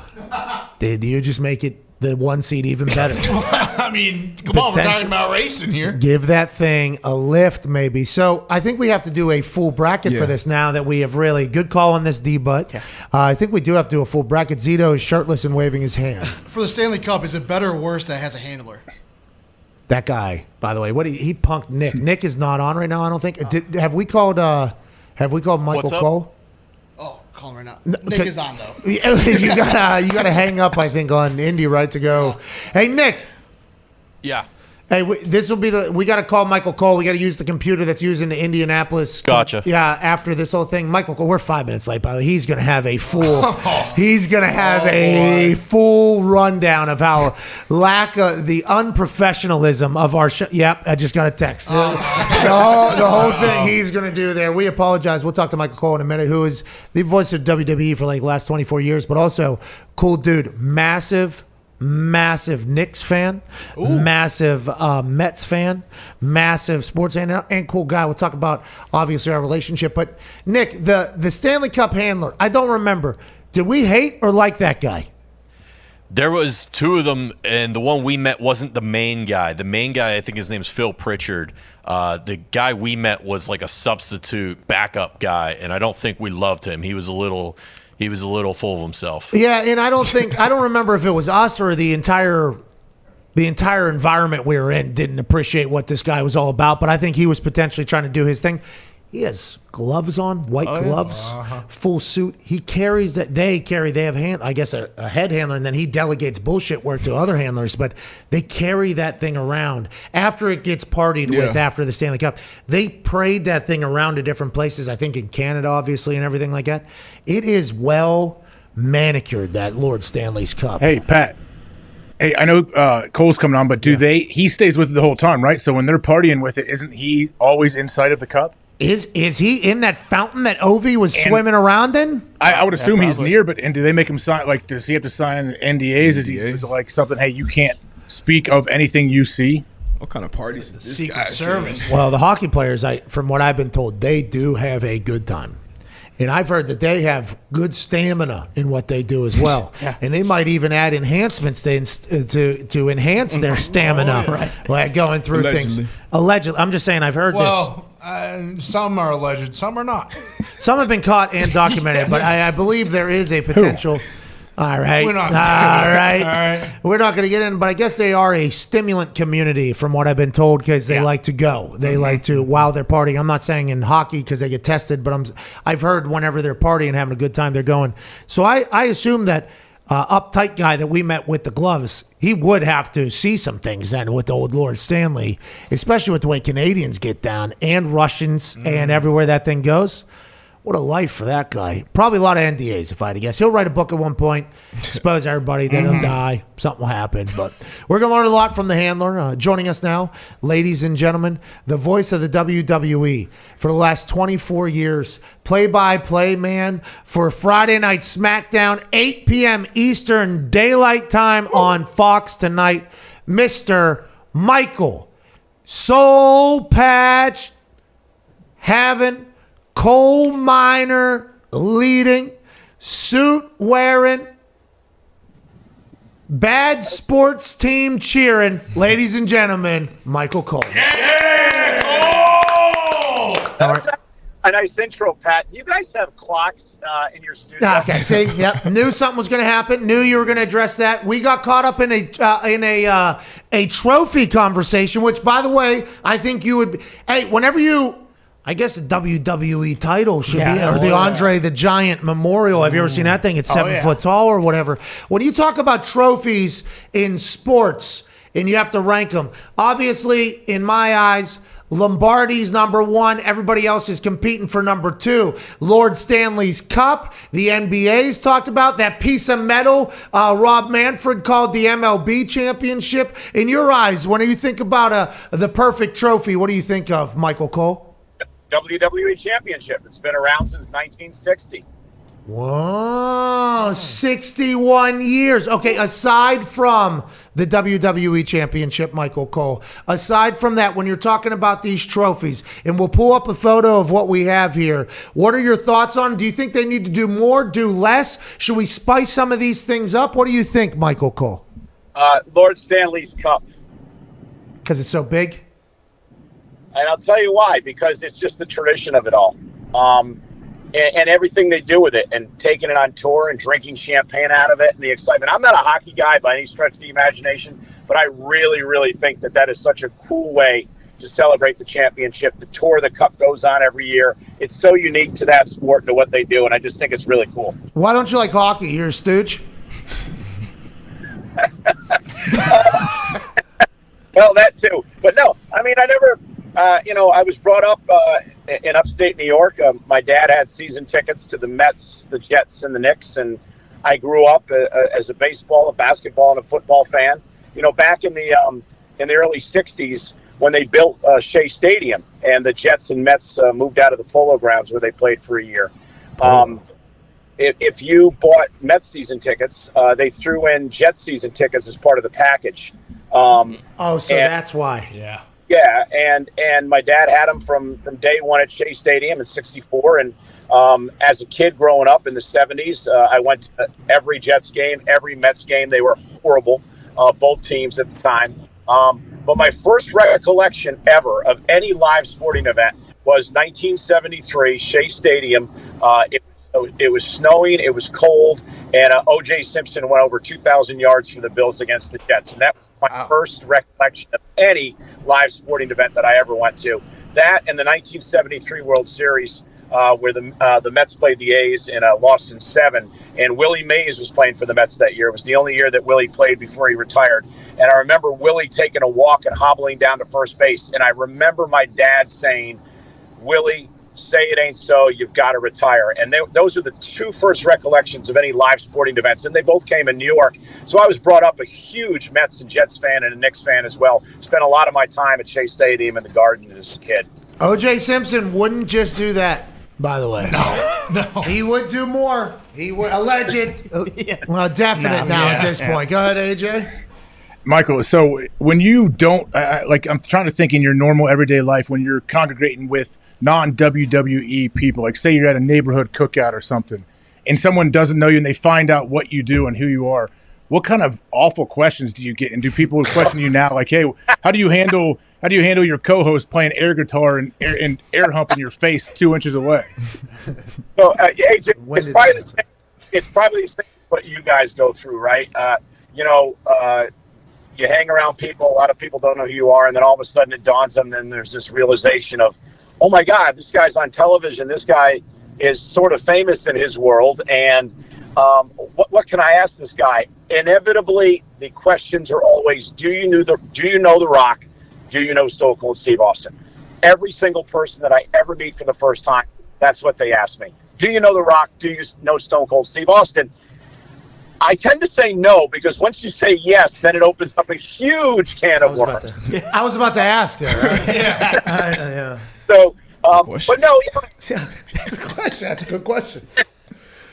Then I tell him I know Pat McAfee, and then the conversation really steers toward getting away totally from wrestling. Okay, But, let's talk about The Rock and Stone Cold, though, because, those clips of Michael Cole, baby Cole, okay? Decades and decades ago, Attitude Era Cole. Hey, this company, we don't know what this company is going to be 10 years from now, 20 years from now. There's a chance this company, by the way, would never go on to be a globally traded, multi-billion-dollar conglomerate. I mean, obviously inside you guys thought that, but outside there was questions. There's old Rock clips that are legendary where there's a young Michael Cole with a soul patch just right there on the other side of that thing. That had to be a wild time to be in the WWE, I assume, huh? incredible time. When I started in the company, it was late 1996, early 1997. And when I first started really getting on television, just doing backstage interviews and the like, it was in the late 1997 period. And that was the moment where the very infamous Brett screwed Brett incident happened, where Vince McMahon supposedly screwed over Bret Hart at the Montreal screw job at Survivor Series. I actually did an interview on that show, so I remember it vividly. And at that moment, over the next couple of weeks, we didn't know as a company if we were going to survive. We didn't know if we were actually going to have a TV show the next night, if we were going to have a TV show in 6 months. And WCW was kicking our ass in the Monday Night War. It was a really tough time. My wife asked me a few times, you realize, dumbass, that you left a really stable job at CBS Radio to go to this circus world of the WWE, and now they might not even have a company in a year. What the hell are you going to do then? So, we all rallied together, and that's when the Attitude Era started. And about eight or 10 great minds got together in a boardroom in Connecticut and came up with creative and some ideas for the Attitude Era. And Stone Cold Steve Austin and The Rock were born in D-Generation X, and it changed the entire world of sports entertainment and changes life as we know it. It was an incredible time to be a part of this company. The creativity juices were flowing at a point that I've never seen before or since. Okay, so let's talk about, there's a lot to talk about there if I want to get real internet wrestling community, but do you watch these docs that come out maybe that aren't from within the WWE docs in there? No. Or do you listen to these pods or interviews that happen when people talk about because you were literally there, you're still there. There's not a lot of people, by the way, on the road this son of a bitch. 24 years every single week. This guy. On the there's not a lot of people that can do that. Now he doesn't have to take the bumps, right? And he's not doing that whole thing. But still, hey, I did for a couple of years. Undefeated at WrestleMania. Undefeated at WrestleMania. No, but you're one of the only people that have been with this company from the glory days, good old days, where there's so many podcasts. There's entire Comic-Con businesses out of this. There's entire conferences that have been created out of this era. And you're one of the only people that are still around. You don't listen to any of it? Or if you did, would you have to be like, well, not necessarily, but like, is there any of that? Or because there's some things that I wish that you would have, and Darius, he could get out of his face there real quick. He'll do it. Oh my God, he didn't tap. Nice. I tapped, but I still won the match, so it doesn't matter. Okay, I mean, I don't know how that. I don't remember the decision was reversed because Stone Cold Steve Austin cheated as the referee. There you go. He obviously did. He went to the bell too quickly, just like Vince kind of did in that Montreal thing potentially. But when you hear about these stories potentially that are being told about the good old days that you were a part of, is there any that you thought back to that you're like, man, what a fucking time to be alive there? Maybe not on the show, but like something else. Has there been any of these new shows that have kind of rekindled any memories? You're like, I forgot we did that. That was awesome. Anything like that? It's incredible. Our documentaries, they ask me to do interviews a lot, and I have them refresh my memory of what happened. I've called tens of thousands of matches in the last 24 years. They'll always ask me, what's your favorite match? What do you think of the match that happened in 2008? I don't remember, honestly. And then they have to remind me, and then it'll be, oh my God, I remember those days. It's just great friendships that have developed over the years. I mean, JBL and I, really great friends because of this business. I could tell you stories for hours on end. Of some of the stuff that John and I have done over the years. It's just an incredible place to be. It's such a different world now, though, Pat, as you know. Back in the Attitude Era, there were no, the internet was just starting. There were no podcasts. There wasn't Twitter. There was no social media. Any news that the wrestling fan wanted to get outside of watching the television show was either through a magazine or through a true dirt sheet, which was a sheet that was put out once a month by the dirt sheet writers, So there was no instant feedback. The only feedback we got at the time, and the only reason we knew guys like The Rock and Stone Cold Steve Austin were over, was because of the reaction of the audience, the salad houses, and the television. I didn't even think about that. And today it's instant feedback, and it's an incredible switch of things. And to be able to evolve and stay in the company for as long as I have, I've had to try to get used to the way things are done today, which is, and this is honest to God truth, one of the reasons you're on the show, Pat, not only because you're a talented, great broadcaster, but you are locked into the digital world, into the social world, and you're able to teach me a lot of stuff on my end, and also help teach our company a lot about what needs to be done, except for the air guitar, which is absolutely ridiculous. That's the stupidest thing I've ever seen in my life. But it's true, though. It's a different world today. And speaking of SmackDown, hey, I got to go because you called me 10 minutes late, and I have a meeting that starts in 3 minutes with the chairman of the company. No! So, come on. Hey, tell him I said hello. Okay, ladies and gentlemen, Michael Cole. Thank you. Hey, I don't know how you keep putting up with this guy, seriously. I don't have to deal with it like you do. Hey, fuck off, huh? I'm separated by a couple hundred miles. Hey. Well, hey, Michael, you see come this? to work at like a decent hour today, or are you going to show up at like 7:30 again? I let that tan sizzle off. I got to see, what level we get to on this spray tan. You know what I mean? It might take a little bit more cooking, Hey, next week, call me a little earlier. We can chat a little bit more about this stuff. Hey, I appreciate you, man. You're a legend. Ladies and gentlemen, Michael Cole. Thank you. See?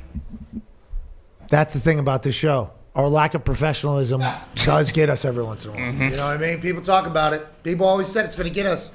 We were just about to get into maybe a Rock story. Yeah. You know what I mean? Maybe a Stone Cold story. Greatest era. It was awesome. Greatest. We'll be better. Middle school. I think I was in middle school at that time. Man, what they were able to say on TV back in the day. Yeah. Dude. And do like everything that they were doing was awesome.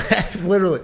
The Rock, there are some videos, if they really wanted to put them out of context, they could put them out in him in the WWE and just be like, hey, there are some shit that you have to answer some questions to. Well, they could leave right after. Like, they wouldn't have to, be worried about anyone catching them on a phone or anything like that. Like, they could live their lives still. By the way, people will come talk to them, and they can literally look at them and go, hey, fuck you. Yeah. Hey, fuck you, I ain't doing it. Now, if you do that, it's like, you're on camera, worst person ever. Why are they representing this company? This isn't what I'm a fan of. This is it's just like, that's everything, by the way. That's not just the wrestling business. Big thanks to Michael Colger. Yeah, so great. All right, let's get to a break, and then on the other side, we'll talk to AJ Hawk about everything happening in the NFL. We got Bob Demovsky joining us in 35 minutes. He says he's got good stories on you, AJ. What's that mean? I don't know, and I'm curious to see if all of a sudden he has changed and goes by Bob now just because of this show. I think so. Hey, Bobbert. Bobo? Bobby, Robbie, Rabo. Let's get to a break. We're back in 4 minutes. Some phone calls. Wrapping up the week that was and anything that could potentially happen this weekend. Big thanks to Michael Cole. Well, UFC this weekend. Oh. Hey, Nate Diaz is blowing some tree. Dahn in the middle of the press conference just one night or 2 nights before. He has a 5-round battle with another man. I love him.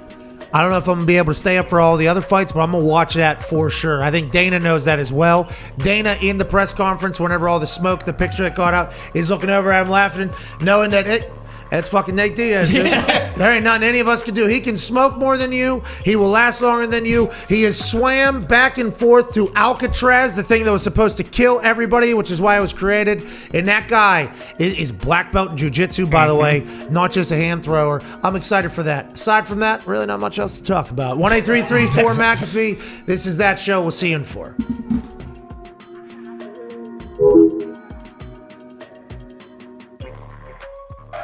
Hello and welcome to Office Championship Wrestling live in Indianapolis, Indiana. Tonight we have a straight to hell match in which the Devil will battle against our office wrestler, Dylan Boston. You might be wondering how we got here. Let's find out right now. And now we have to make a deal with the Devil. Yeah, no big deal. Classic trial by combat situation. We got our champion, Dylan Bostic. All he's got to do, win the match, 1, 2, 3, and we're home safe. The only man that would take the job to protect us from the Devil himself, Dylan Bostic. Like you mentioned, Pat, there's probably about 5 or 6 other guys we'd rather have in this position, but we'll take Bostic, I guess. Not only are all of our souls on the line, the Office Championship Wrestling Championship, presented by Natural Light, is also on the line. Jesus, the Devil's trying to put Bostic straight to hell! I do not want to go to Good God, hell! no! Don't do Good it! God, no! Come on, Bostic, Pat! Oh, no! Oh, my... I'll see you in hell, Pat. The goddamn Easter Bunny's out here! What the hell's he doing here? The Easter Bunny is obviously here to help Dylan Bostic. Wait a minute. No! No! The Easter Bunny's been on the Devil's side this whole time. Jesus Christ! Jesus Christ! What the hell's Jesus Christ doing here? The power of Christ is compelling Dylan Bostic. Look at this, Pat! Jesus Christ is bringing Bostic back to life! Jesus is going insane! And now Bostic's kicking wholesale ass in the ring! Jesus Christ has come to help Dylan Bostic defeat the Devil and defeat the Easter Bunny. What's gonna happen here? Good God Almighty, it looks like he's going up in the scissor lift! Jesus is lifting the scissor lift! Jesus is now telling Bostic to come down from Don't do it, Bostic! Don't do it! Oh my God! Bostic's dead! He's dead! You can't tell from home, but that scissor lift is about 8 stories up, Pat! 80 feet in the air! Oh wait! He's tuning up the bed! The Devil! Super kick! Into the casket! The Devil goes down! The Devil goes down! He shuts the casket! Straight back to hell! The Devil goes straight back to hell, where he belongs! With the assist from Jesus Christ of Nazareth! Dylan Bostic saves the PMI office's souls and wins the OCW Championship right here on our first OCW Straight to Hell.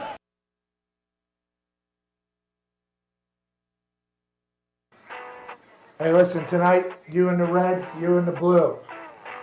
I hate you both, and fuck you too. Before I leave here, I'm knocking all you out. Cheers. Oh, let's go. Let's go. Fuck you. Fuck you. Fuck you. Fuck you. You too. Fuck you. Fuck you. Fuck you. Fuck you. Bang. And I'm out. Get me out.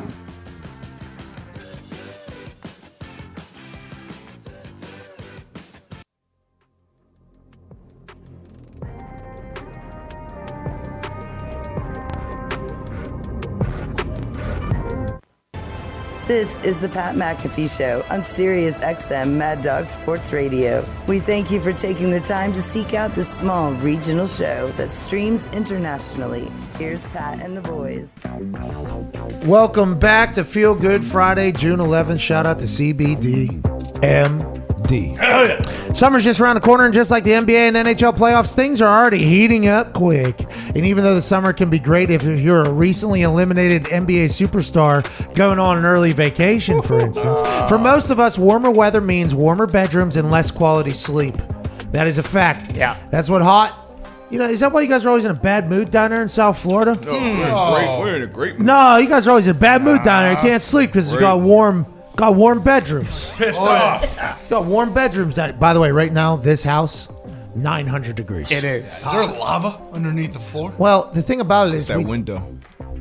It is that window, but also somebody hacked into our AC schedule and changed it. Come on. Because it says it's 61 right now. It is not 61. Well, and also, it was supposed to be set to 65 before we arrive, right? Because it has a digital schedule that you can set it ahead. We know when we're coming. We set the schedule. Somebody went in there and changed the 65 to 75. It's got to be multiple ACs in here, though. Yeah, there's one there. There's one there. All of them.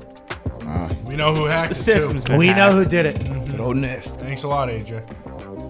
Anyway, so rather than tossing and turning all night wishing for cooler weather, turn to our good friends at CBDmd to get the sleep you need and beat the heat even better than the Bucks did. You see? Wow, this was in there because of you, by the way. That's disrespectful. Yeah, especially because you guys lost to a guy who can't shoot a basketball. Didn't you?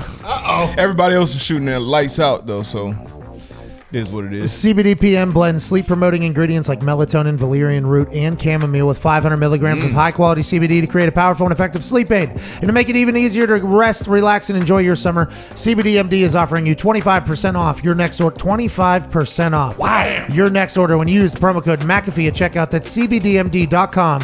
Promo code MCAFEE for 25% off your purchase of superior CBD product shots. CBDmd. Thank you. AJ Hawk's back there. His Butler's back. The Toxic Table is back. Hammer Down Boys are back, I believe. Nick, Hockey Talk's back. Hammer Down Boys, anything we missed while we were talking to Michael Cole or dealing with any of AJ's toxicity that he was trying to spill through the screen all the way down to Tampa? No, we're just waiting for these Euros. We're going to get the live watch-along going for it around 3:20 after the Foxy flick, Pat. Oh, where are you guys doing it at? We'll just do it in the in here while we do the Hammer Down. Where can we watch it? YouTube.com/Hammer Down. That's the exact right spot that you said to watch. By the way, in my head, I just thought of that should be the place because I was trying to figure out where you guys were doing it at, and I was like, oh, it has to be a YouTube then, right? You guys are doing a watch-along on YouTube for the Euros, live betting and everything? Yeah, we'll do some live betting, and then the first half will probably end around 3:45, and then we'll talk about the other sports that we normally cover, and then the second half will start, and we'll probably finish it off air. That's a good idea. Let's go. Hey, boys. Let's go, boys. Hey, that's good planning ahead right there. Yeah. Out of you guys. Well, you guys are down there. We might as well do something today. Well, we have been here for 8 weeks now, so I'm happy. You know what I mean? I'm happy 2 months in here. We are starting to do something. I can't wait to watch that. The Foxy Flick will debut at 3 p.m. Eastern Daylight Time, youtube.com/The Pat McAfee Show. AJ Hawk, you want to go to the phones, pal? Yeah, let's do it. I think we'll have some good callers today. You want to answer this first one? Yeah, what's his name? Dakota in Georgia. Hey, Dakota, what's on your mind, pal? How you doing, bud? Woke up 6 feet above ground, so I can't complain too much. Hey, amen, Dakota. Hey, Hell could be, yeah. hey, 6 feet under is much different than 6 feet up, ain't it? And I think that's a game changer for everybody, Dakota. Yes, sir. I was just wondering, you think it's any kind of coincidence that both Tim Tebow and Jesus Christ came back at age 33? Wow. Timmy was 34, isn't he? How did we miss it? If he's 33, how did we miss it? How did Dakota have to call in and tell us? Incredible work, Dakota. Attaboy, Appreciate it. baby, Dakota. By the way, everybody questioned Jesus too, didn't they? They did. He is 33. He is 33. Here we go. So what he had? He had 12 believers, right? Yeah. He had 12 followers. Jesus did. I think if we talk about Tebow's, I think the only ones really supporting him are in this room right now. Mhm. I think in this conversation right now are the only ones that think he has a chance. And Schlegs. And Herb. Isn't that right, D-Bud? Slags was on his bandwagon too, but stay out of the Jesus talk. What do you mean? You're not a believer in Tebow. What's that all about? We're not talking about Jesus. We're talking about Tim Tebow. Staying out of it. Smart. Let's go to Jasper in Montana. What's going on, Jasper? God bless you, D-Bud. Appreciate that. Hey, Pat, how are you? Not too shabby, Jasper. Hey, I have a question for AJ. Go ahead. AJ, you're clearly a wealthy man. I mean, you play in the NFL. You're very smart. You got that big jawline. You're reading all the books in the back. But would it kill you to get some good internet? I mean, we all want to hear that sports, but when you're cutting out of you, we can't handle it. From Montana. From Montana. He said, we want to hear you, but you just continue to cut out. You seem to be wealthy. You might have done well with your money. What is the deal, AJ? Hey, first off, today, absolutely don't even think about putting that on me to start off being in mute. And hey, I pay for good internet. I don't know if I get good internet, but I sure pay for it. So you're not smart. So you're just getting swindled by some guy. I'll send you the numbers. I'm downloading over 200. So is that good? No, Like I you're said? not. You're not up and down 200. Maybe your whole community neighborhood is or whatever. You need Show to us the numbers. Yeah, you can do your little thing on your phone right now and do a little check rate of the speed. My phone's on Wi-Fi. My computer is. I'm hardwired in. I'm not using Wi-Fi. Oh, the up is what matters, AJ, not the down. Yeah, fool. The up is legit too. Well, the up is you coming, but they do sell with the high down number. Yeah. They always sell with a high down number, and then when you try to post something, it's like you just see that goddamn thing. It's like, what's going on here? It's like, well, the up is 10. The down, though, 150. 150, 200. That's incredible. Good work.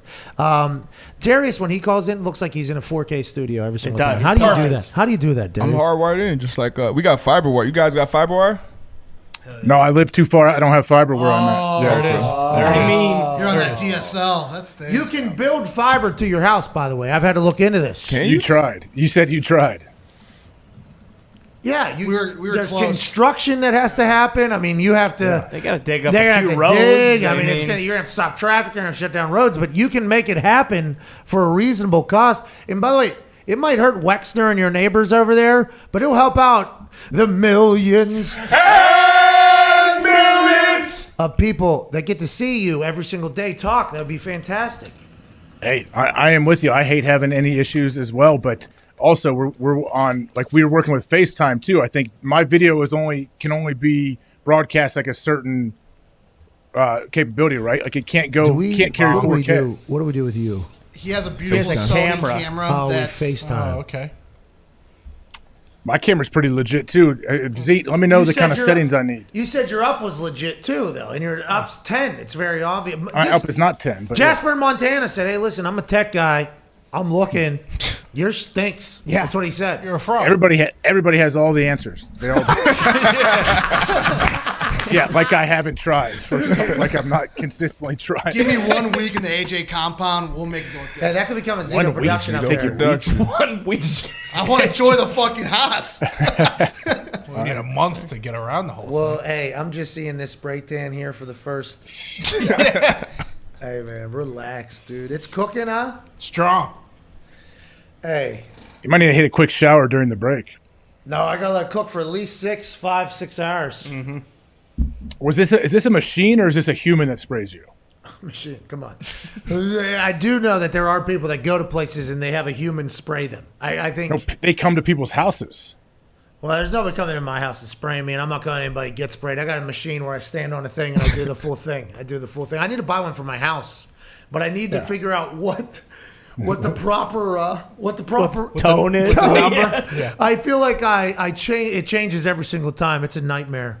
What was it? Take over 30. That was my best. That was my best work. Oh yeah. That was dripping around the house off my nose. Let's go to RJ in New Orleans. What's going on, RJ?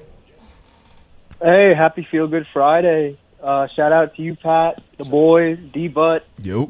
And you can't forget AJ, the 2 feet sleeping driver.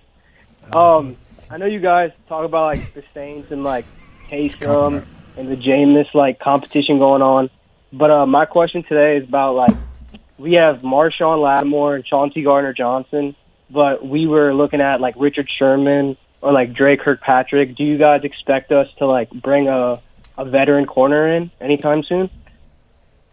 Shit, if they have it by now, I don't think so. They're probably happy with who they have in the building unless somebody gets hurt. But I think they're talking about doing a deal with Marshawn, locking him up. So once they allocate that money to him, then they'll see what they got to work with. The Richard Sherman's, is he coming to the Colts? Ooh, possible.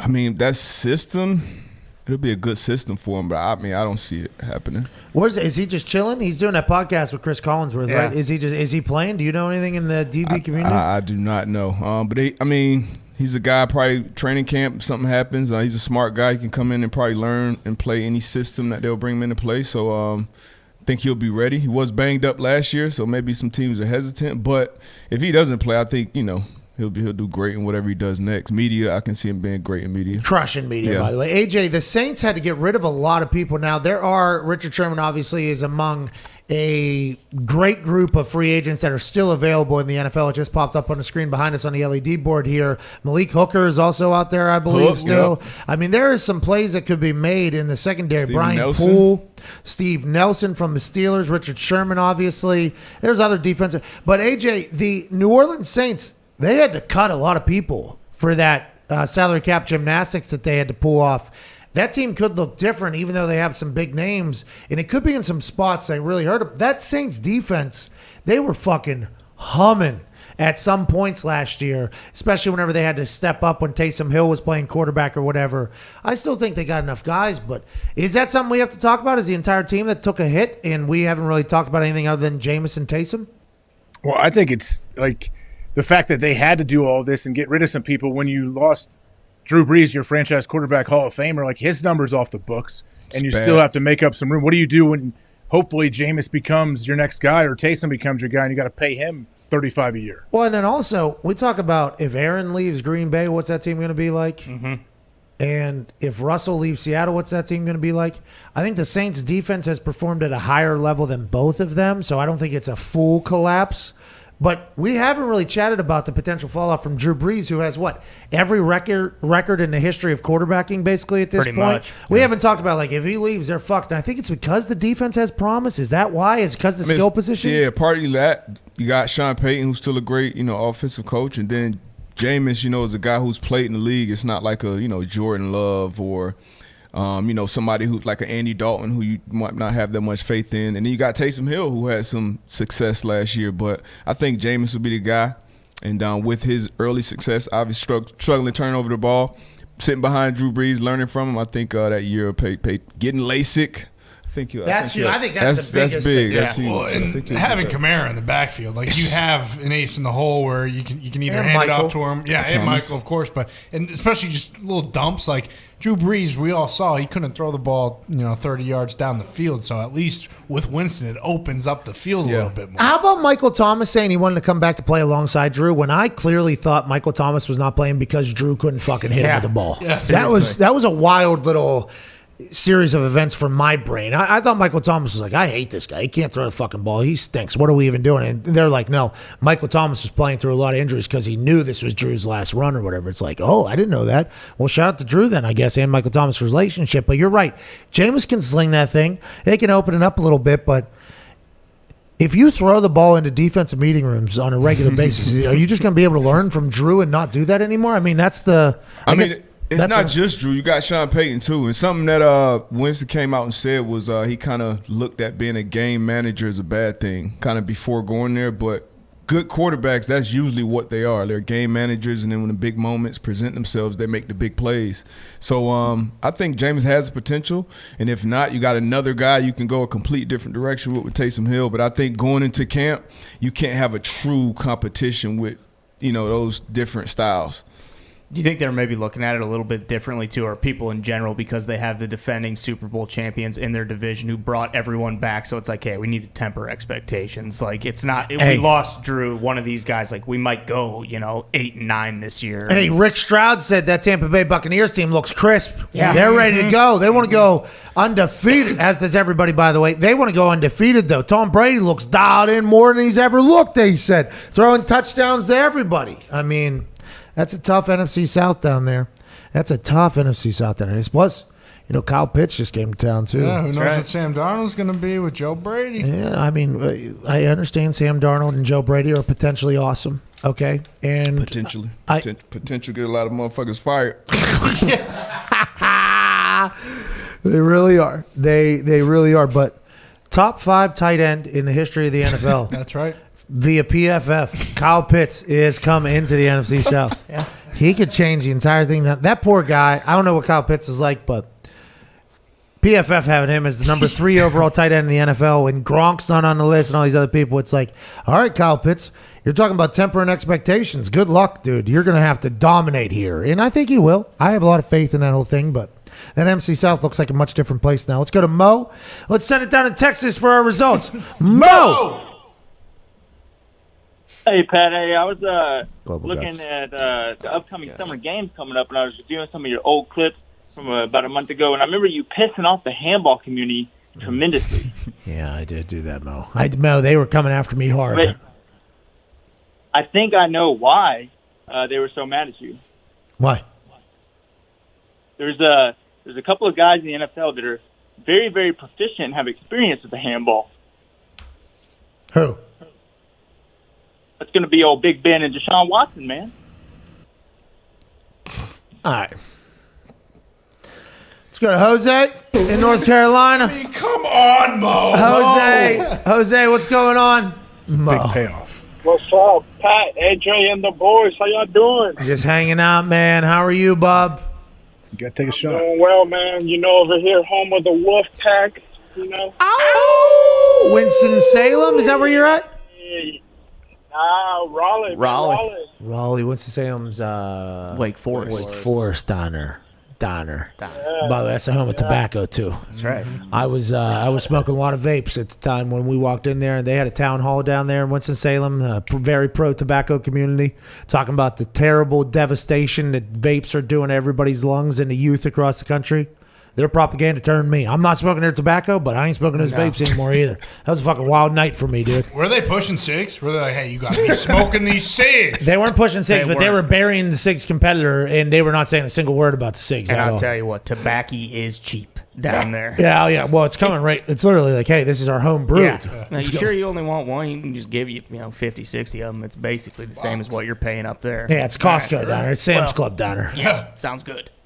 We were smoking those vapes at an alarming rate, too. An alarming rate at that particular time. And all of a sudden, one town hall that was broadcast on the local news for the night before the Wake Forest game changed my whole thoughts about that. That popcorn lung, AJ, hey, listen, they got procedures for potential carcinogens that are in cigarettes, but they ain't got nothing for that popcorn lung. No. What are they going to do to you? They going to blow it back to life? Probably not. Need to stop smoking those vapes and get back to these cigarettes over here. Jose in North Carolina, are you doing the same thing? What do you want to talk about? Nah, man, Winston-Salem sucks, man. I stay away from there. Okay, well, we were kind of forced to go there, but kind of same takeaway as you, I think. Kind of same takeaway as you. It did have a nice Applebee's. There were nice people in there. Really? Yeah, it wasn't bad. You guys do the deal on Thursday. Huh? I don't know, the 10 for 2 or whatever. Well, it was Thursday Night Football. Yeah. We were there Wednesday, though. We ate there Wednesday, because you see, we got there the night before. Jose, let's go, dude. Hey, Pat. All right, so when there was young Pat killing it in the soccer field, taking on 1, taking on 2, scoring a banger, what was your go-to celebration? Did you take your shirt off, No, I was always chunky. What do you do? Great question, Jose. I was big one of these, maybe spit in somebody's face, do whatever. It depends on the I'd act like I'd been there before depending upon who we played, how I was feeling. I wasn't scared to celebrate, though. I spit on one logo, and that caused a 4-year war, basically, with the school. So I didn't do that often. But, great celly, though. Yeah, I mean, it was a good celly. It had quite a ripple effect. Hey, Darius, you played offense in high school? Quarterback. The quarterback? Yeah. Were you like super cool guy when you threw a touchdown, ran a touchdown, or you just chill? Oh yeah, and I was kind of like the Barry Sanders, act like you've been there before. Really? Yeah. Why? Your whole life always been like that? Yeah, for the most part. It's hard to remember to celebrate, like punting, for instance. When I started celebrating those, it was mostly because I think I was kind of getting bored, and I was like, all right, like this is what I'm going to try to do, and if I accomplish it, I was like trying to make the goal like as small as possible. So I would get like genuinely excited, but it's hard to fake excitement sometimes whenever you do something good, even though it helps out everybody else's energy level. If you do, I'm a big celebrator. But I can understand when people forget about it. AJ, you celebrate all the time. You used to flip off your coaches and then throw the shocker and do that whole thing, right? Dance. No, I mean, I would be excited for sure, but I never had like a celebration or anything. And I never felt. And you got to do what's natural to you, man. Yeah. It wasn't natural to me to stand up and then, okay, hold on, here we go. This is my thing. I'm going to try to make this a thing. The, what was that, basketball, whenever they lead off basketball with how the downfall of football was all the choreographed celebrations and people would want to celebrate and they'd stop them and they'd do a full dance and this whole thing.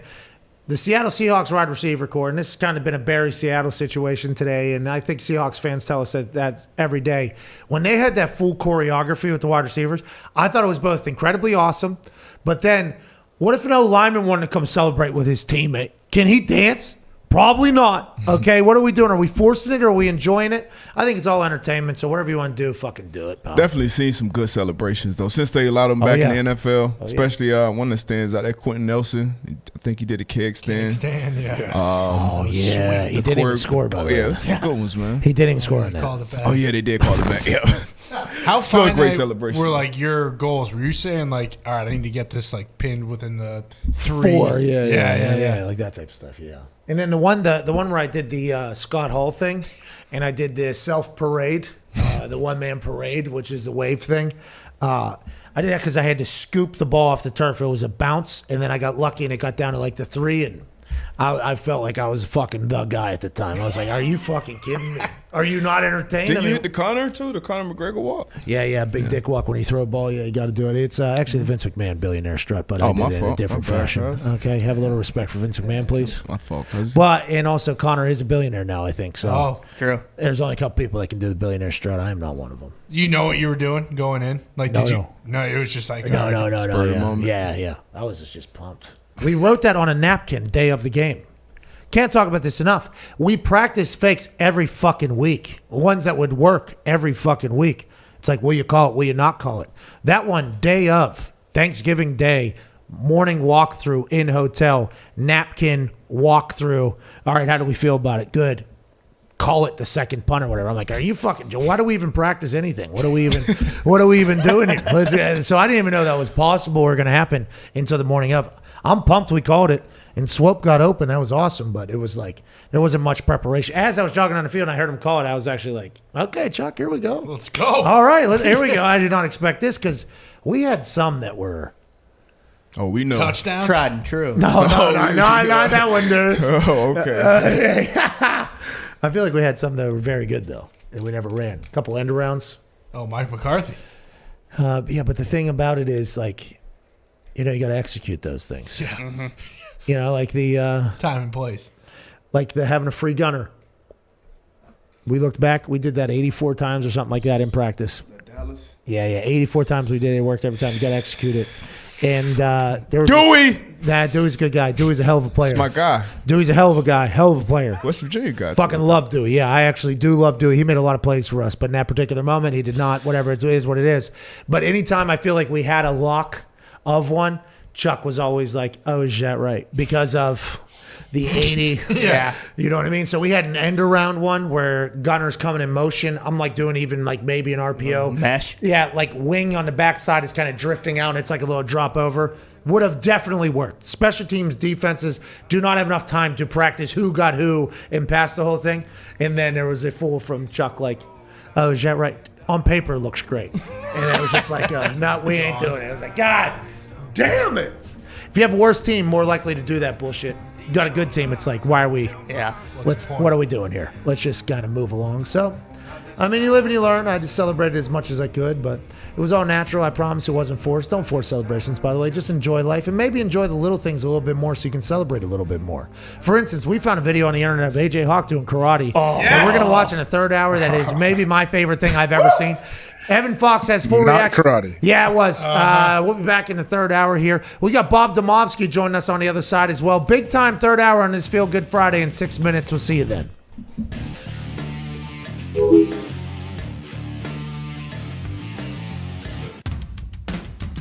Did you hear everything that was being said whenever you were potentially... Just from you. Oh, so you did hear it. Yeah. Okay, so let's address it. Hold on. All right. You can be a hater. No. And you can change. Carson. You can change. We can change. No, at the moment I was at, okay, Carson. You know, with the Daily Show, the live Daily Show, you know, we can potentially get referred to as prisoners of the moment. You probably did hear me say some things. That was at a much different time. Backtrack a little. No, it's cool. We're here face to face. You can change. People change, all right? By the way, you are much bigger than I thought you were. Oh, yeah. When Jalen gets drafted there, was that the beginning of it all? Was there a miscommunication? What happened between you and Doug? Because they were saying it was fractured beyond repair. Yeah. What happened there? Is all of that accurate? Is that all kind of getting blown out of proportion? Yeah. And where did it start? For one, I don't like to ever come out and say reporters aren't telling the truth because I don't. But Orlovsky does it. I'm not. I'm not going to dispute every report that's out there. You know, the way the season went obviously wasn't ideal. When Jalen was drafted, that had no bearing on me. I trusted the organization. I signed that contract. You know, I was devoted to them, and I felt like they were devoted to me. So I trusted the pick. You know, that had no bearing on my confidence or my abilities. You know, the season unfolded not how I would have liked it. Personally, I could have played better. We lost a lot of games at the end and just didn't fall into place the way we wanted. But there's a lot to learn from it, you know, as a man, as a player, and all those things. And, you know, I have still a lot of respect for Coach Pederson, and I think without a doubt those reports are very exaggerated. Like I said, I don't hear a lot of them. They come to my attention from my agents or different things. Yeah. But I have a lot of respect for him, and it was unfortunate for everybody and how the whole thing kind of just went down. There was a couple still shots that made its way around where you and Doug Pederson appeared to be giving each other a nasty look. I saw those. It's not true. Not true at all. Oh, you were not saying, I wish you died. With your I don't even think I was looking at him in those shots. So I did see that. I'm like, of course, they're going to play this one up. They're going to make a story out of anything. That's how it is. So, but yeah, that's not true at all. Okay, so I'm happy to hear you weren't giving Doug Pederson death looks. Like, you never thought, like, oh, football isn't for me. Like, there was never a thought where I don't like football anymore, or I don't want to be in this bullshit league anymore with this business. There was never a thought like that? No, I mean, don't get me wrong. The way the season went, I mean, it was frustrating. And People so have those moments. that's why I stepped away, and it almost rejuvenated me. You know, it's almost like last year pissed me off so much. I want to come back in a different way and do everything I can. I am thrilled to be here and to have this new start, new opportunity. And community seems amazing. Fan base seems amazing. Like we said, it seems like the perfect fit.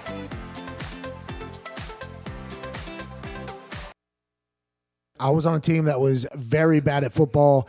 We almost were completely defeated until Dan Orlovsky showed up and got 2 big wins. We ended up almost losing the luck pick because Dan Orlovsky, everybody thinks they're going to get fired. Every player thinks they're going to get cut. Every coach thinks they're going to get fired. They try to pawn blame off on other positional groups. If it's the linebackers, they're like, we did our job. D-line can't do anything, can't stop it. There's a lot of that chatter, but it's a miserable existence. I mean, it's just the way it is. That's why you have to have so much respect for a player like Joe Thomas, who played a perennial all-pro career in a situation that was so negative and so terrible. I think if Joe Thomas got a chance and his knees let him experience a winning organization, I couldn't even fathom what Joe Thomas would have thought. I mean, life is just much better whenever you win. When you win, food tastes better. Drinks taste better. Sex feels better. Everything is better when you win. Winning cures all, they say. That's not just in the building and for a football team. That's in your life. Everything is just better when you win. And when you lose, especially when you're talking about some of the most competitive humans on earth, it is a nightmare. You got a lot of people trying to jump off the ship. You got a lot of people trying to figure it out. And whenever you're in a situation like that, it's just a full-blown nightmare for everybody. You got to think, when you get to the NFL, let's assume that the humans that make it to the NFL have had a lot of success through their lives. High school football, probably one good player, a guy who's going to make the NFL can lead a team to success. In college, if you have a couple good players that can make the NFL and make it to the Dolphins, even though the Dolphins stink, you're still going to make it to the NFL. Let's assume that team has had success. So then you get to a completely unsuccessful operation, a completely defeated operation, and then it's like, man, this is a whole new life for us. I'll never forget, I had a coach, special teams coach. I won't say his name because this is a terrible thing to say as a coach. We lost the game. It was back in the first regime. We were a good team. We lost the game, and everybody was moping. Like people were not happy that we lost the game the next day.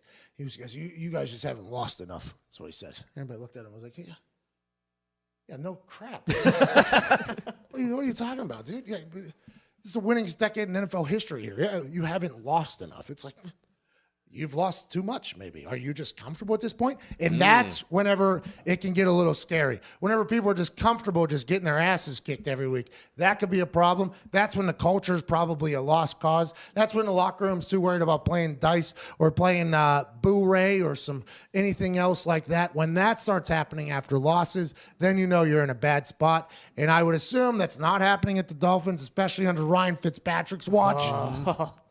But maybe it is. I don't know. But that is a miserable existence. I am not a fan of that.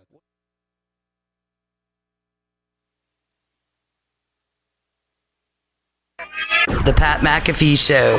There will be no rules for our guests, for us, for the things we can talk about. Yes, speaking his mind. I've never had a problem expressing my opinions or my thoughts or anything like that. While being relatable. I haven't had that manufactured fake-ass celebrity that a lot of people have whenever they go on those big networks. I've had a chance to really build my crew, build my following, build my audience. And ridiculous. What am I supposed to do? So I'm supposed to look at something that I can definitely afford and say, nah. Is that what I'm supposed to do?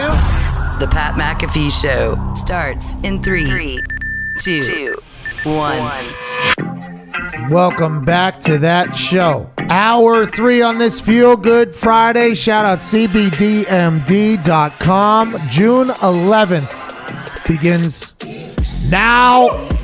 Shout out to Darius Butler joining us in studio. That boy D-Bot. 9 years in the NFL, host of the Man to Man podcast and everything DB. We're 1 hour away, actually 57 minutes away from the Evan Foxy flick, episode 8 of Mr. Friday Night, with a massive giveaway at the end of it. Some behind the scenes footage, the week that was Celebration, a lot of good stuff and a giveaway. Shout out to Foxy, shout out to you for potentially watching it at youtube.com/The Pat McAfee Show, and on Twitter at Pat McAfee Show, and on Instagram at Pat McAfee Show. Yeah. Here we go. We're opening up a little bit, I think, for these for the vlog-like things. We're on YouTube every single day live. The vlogs don't hit the same thing, I think, as our daily show and our daily clips do. So we're going to open it up, see if other social medias enjoy it. We have 3 different giveaways happening. 3 different giveaways on Instagram at Pat McAfee Show, and Twitter at Pat McAfee Show, and youtube.com/The Pat McAfee Show for episode 8. Foxy's giving away 3 different things. Giving away the village. Foxy loves doing that. He tried to give away $400 from Phil Maines yesterday. I missed a shot. right. Sorry that didn't happen. Joining us now, AJ Hawk is back with us, obviously from his attic. Hey, this episode here coming in 56 minutes, dude. I think it's his coolest one yet, to be honest with you, AJ. Really? I mean, I always anxiously await Foxy Productions, so this one should be good. It is. This is the coolest one. I've enjoyed this one. It's a little bit of a change in style. It's a little different paced. It's I'm a big fan of it. Can't wait for everybody to watch it. Joining us now is a man who had boots on the ground at the Green Bay Packers mandatory minicamp. Who wasn't there? Aaron Rodgers. Whoa. Who was there? Jordan Love, Blake Bortles. Who else was there? A man who represents the Green Bay Packers for ESPN. A man who's been around a long time, even got a chance to cover AJ Hawk. Ladies and gentlemen, Bob Demovsky. Whoa. Whoa.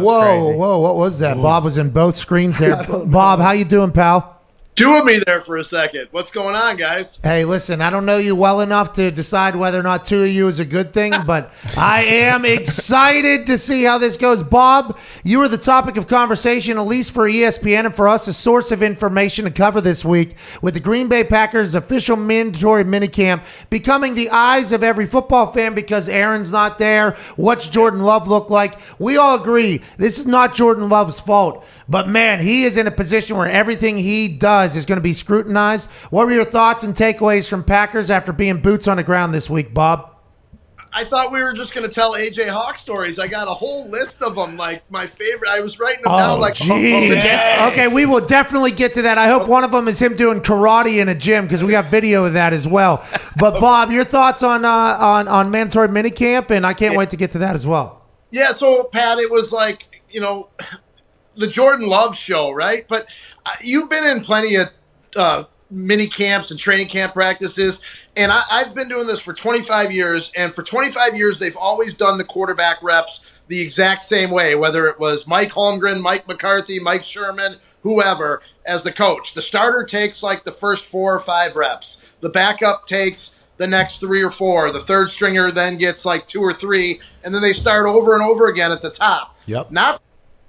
There was a stretch where Jordan Love at one time took 16 snaps in a row. Then he took the next period 10 snaps in a row. Yesterday, the last day of minicamp, they ran 31 plays of team. That's 11 on 11. And Jordan Love took the snap in 26 of those 31 plays. I mean, he threw, I think it was 57 passes. 70 passes this last 3 days. All of training camp last year, he threw like 64 passes. So he threw more passes in 3 days this week than he did in 3 weeks of training camp last year. Okay, what were your thoughts? First day, not so good, a little bit of pressure. I assume he was told by the team, hey, you're going to get all the reps basically here, day 1. Day 2, Blake Bortles, we did find out, hit somebody deep down the side. Day 2, he looked good. Do you think they were obviously like, hey, this is what our team's going to look like if this is how this is? That was very evident, you think? Yeah, I think they had to. They had no choice. They had to, throw him in and see just how he handled the full workload as if it were, September 9th and they were getting ready to play at New Orleans 3 days later. And we asked LaFleur at the end of the thing, did you scale the playbook back? Did you hold back a lot? And he said, no, we threw everything at him. And you're right. The first day was borderline disastrous. The second day was borderline amazing. And the third day was, somewhere halfway in between, which I think is just what you're going to get with a young quarterback. It's been so long around here since we've seen a guy or really had to judge a guy, coming in off the street, because in my time here, I've basically covered 2 quarterbacks, Brett Favre and Aaron Rodgers, as far as like the whole offseason goes. I know, Aaron got hurt and there was some Brett Hundley in there for, a stretch, but not like this, right? Where it was an entire offseason of watching another quarterback and 2 things. One, you take for granted just how good Aaron is and how easy he makes it look. And then 2, just how hard it is for somebody to come in and learn from the start and just basically start over at the ground level of quarterbacking. And it's really hard. Hey, what was the atmosphere like out there? I know you've been to a million practices, a million mini camps. Was there a bunch of like fake enthusiasm? Like how did it feel not having Aaron there? Yeah, it was weird, AJ, because as you know, like during the mini camps in the past, they'd have they'd let fans line up along the fence, on Oneida Street there, and there was no fans there. This time it was tarped up, so it was kind of a little bit dead the first day, and when Love was struggling, it was a little, there was some grimacing going on, but then as soon as he hit, I think it was AJ Dillon on a 30-yard wheel route down the sideline. The second day, there was a little bit of a buzz there, and as each completion went on and on and on, and he was starting to fling the ball down the field, there was a real vibe in there and a real energy, and it actually felt like one of those night training camp practices. Remember, AJ, when McCarthy would practice under the lights and things would kind of get spirited and almost feel like that's what that felt like. And at one point, their tight ends coach, Justin Outen, took his play card and started fanning. He was doing this. He was fanning off Jordan wipe him down because he was on fire. Hey, Bob, I love the thought of you covering the team, talking about those night practices, and then AJ in the middle of those practices dying with all the intensity.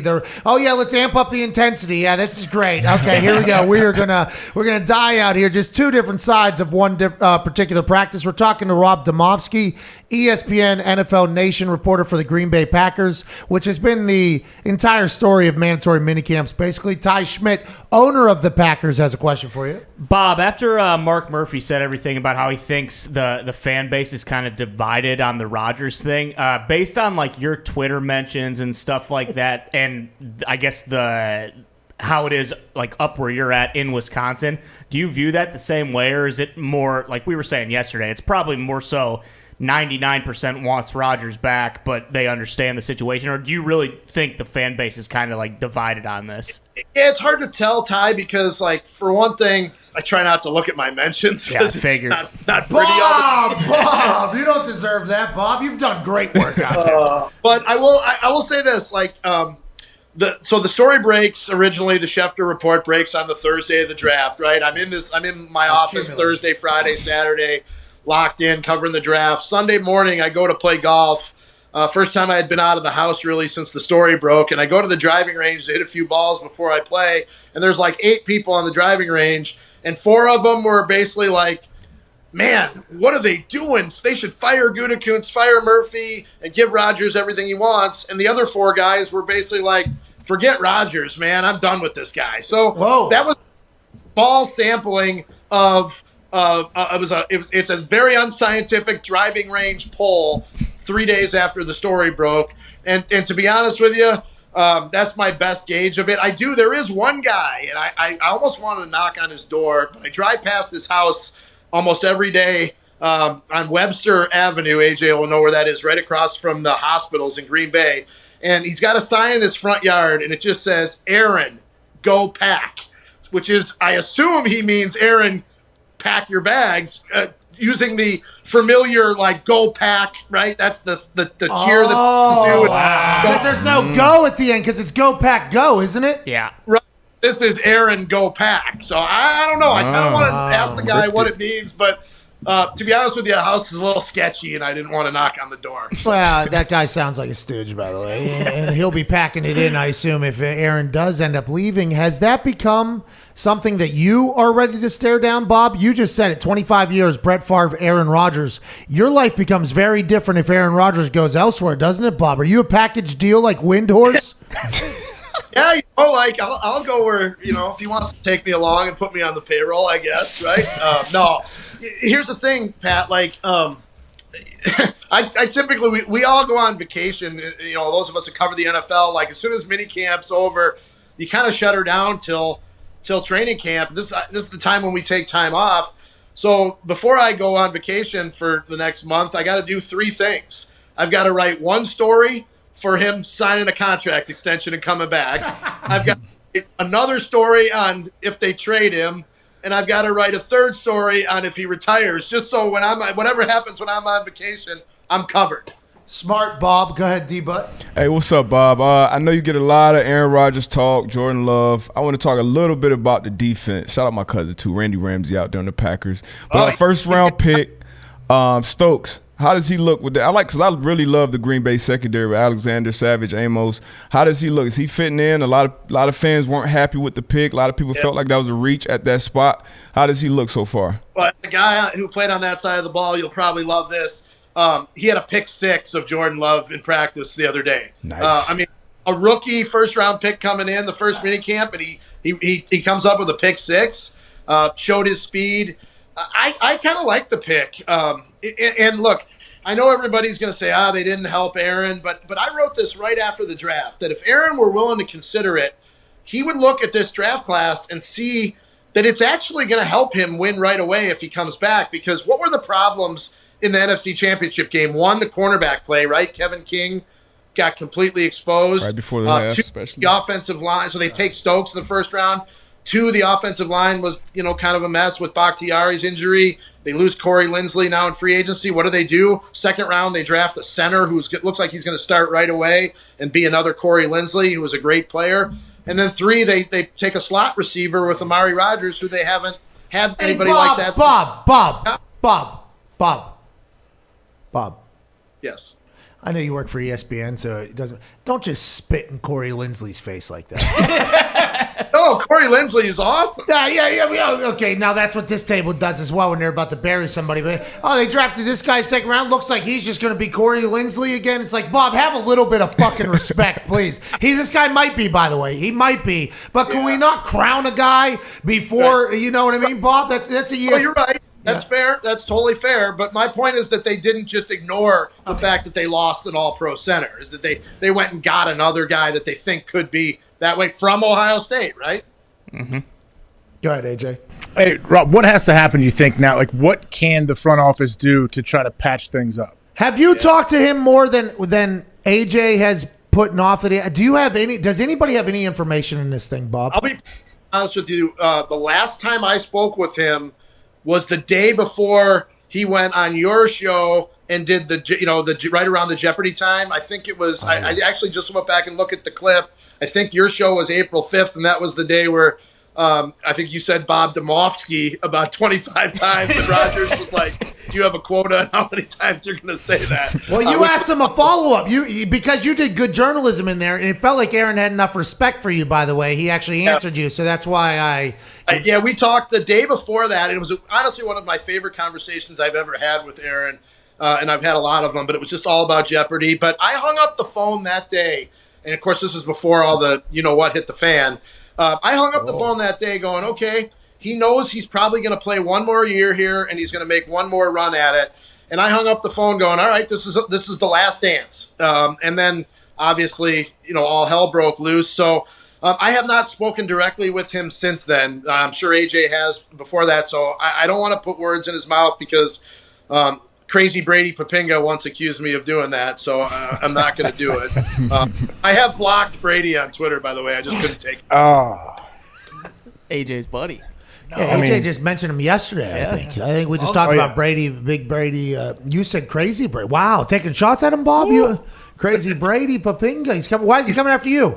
I mean, this was like a year ago after they drafted Jordan Love, and I said that I talked to somebody who said it would light a fire under Aaron and that he would be irate about the pick, and I think it turns out both things are true. It ended up being right, but Brady thought I was putting words in his mouth, and I couldn't take Brady anymore. I love the guy, but I had to shut him out. All right, let's hear some AJ Hawk stories here. Now, listen, but Bob, before you get to that, okay?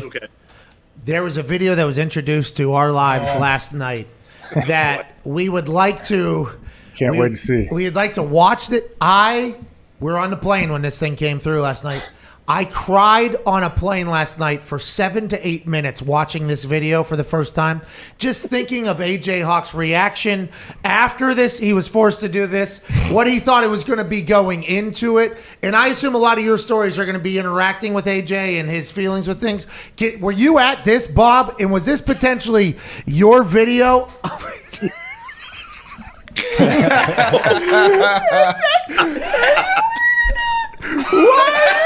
What is it?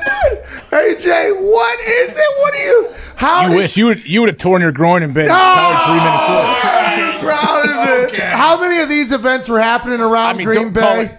Is that the recorded loop where he only did it once or twice, and they just kept splicing it and splicing it? The more times I watched it, so much power. The harder I started laughing. Look at those shorts. You don't know about those giant shorts either. What did you think you were showing up to here, AJ? Will you please tell me? What did you think this was? Did you know you're going to be doing karate with these two guys? The dude, the shaved head guy actually is like a legit Taekwondo guy, I believe it was. But no, that's a disgrace to karate to call that karate. That was just trying to, I don't know. Honestly, I have no idea what the hell was.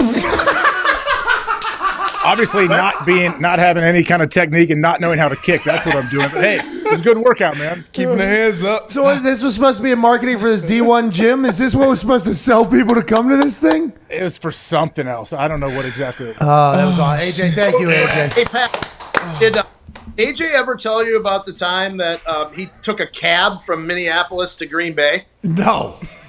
Remember that? Yeah, that was not a lot of fun. That was terrible. So if I remember the story right, it was late in the OTAs, and you were out of town for the weekend. It was like the last week of OTAs, and you were flying back into Green Bay. And as you know, this isn't the easiest place to get to. And so he changes planes, I think, in Minnesota, and he misses his flight, or the flight's canceled, and he's got an OTA the next morning, and there's no rental cars. The whole rental car place is closed. And so Minnesota's like 4.5 hours away from Green Bay, and he walks outside of the airport, and he asks the cabbie, how much would it take to get me to Green Bay? And it's like midnight, and I think the guy said $500. Is that right? It turned out to be way more than that, but you know what? My workout bonus was on the line, so I was going to make it back for sure. I wonder. So I found out about this, and I pulled AJ aside that day after OTAs, and I said, "Hey, I heard you took a cab back." And he goes, "Well, how'd you hear that?" I go, "To be honest, I don't even remember." And he said, "Yeah, I was coming from here and this and whatever. Maybe it might have been like $2,000, whatever it was. Ended up being a hilarious story." But I never did get to ask, is the only reason you did it because you had like the cab fare was going to pale in comparison to if you missed one more OTA and you need to get your No, Bob, it's because he was a good teammate. Hey, listen, Bob, that's one of those things where these OTAs, Monday morning something happens and people travel for the long weekend, especially at the end where they got Fridays off, Saturday, Sunday off or whatever. You hear every coach, it's like, hey, meetings at 7:30 Monday morning. Be a pro. Don't miss it. There's horror stories of guys' planes being delayed or canceled in like Charlotte trying to get to Indy. I've never heard somebody taking a 5-hour cab ride overnight. Well, AJ, what a teammate. Wow. No. What a teammate. OTAs. That bonus is on the line. Yeah, and I hadn't missed any days, so I still would have gotten my bonus, but I was just going to be there. And my wife was with me, but it was one of those deals. Flight canceled, no rental cars available, and by the way, I had multiple people though from my plane say, "Hey, you want to get a car together?" And I'm like, "No, I already got something set up already."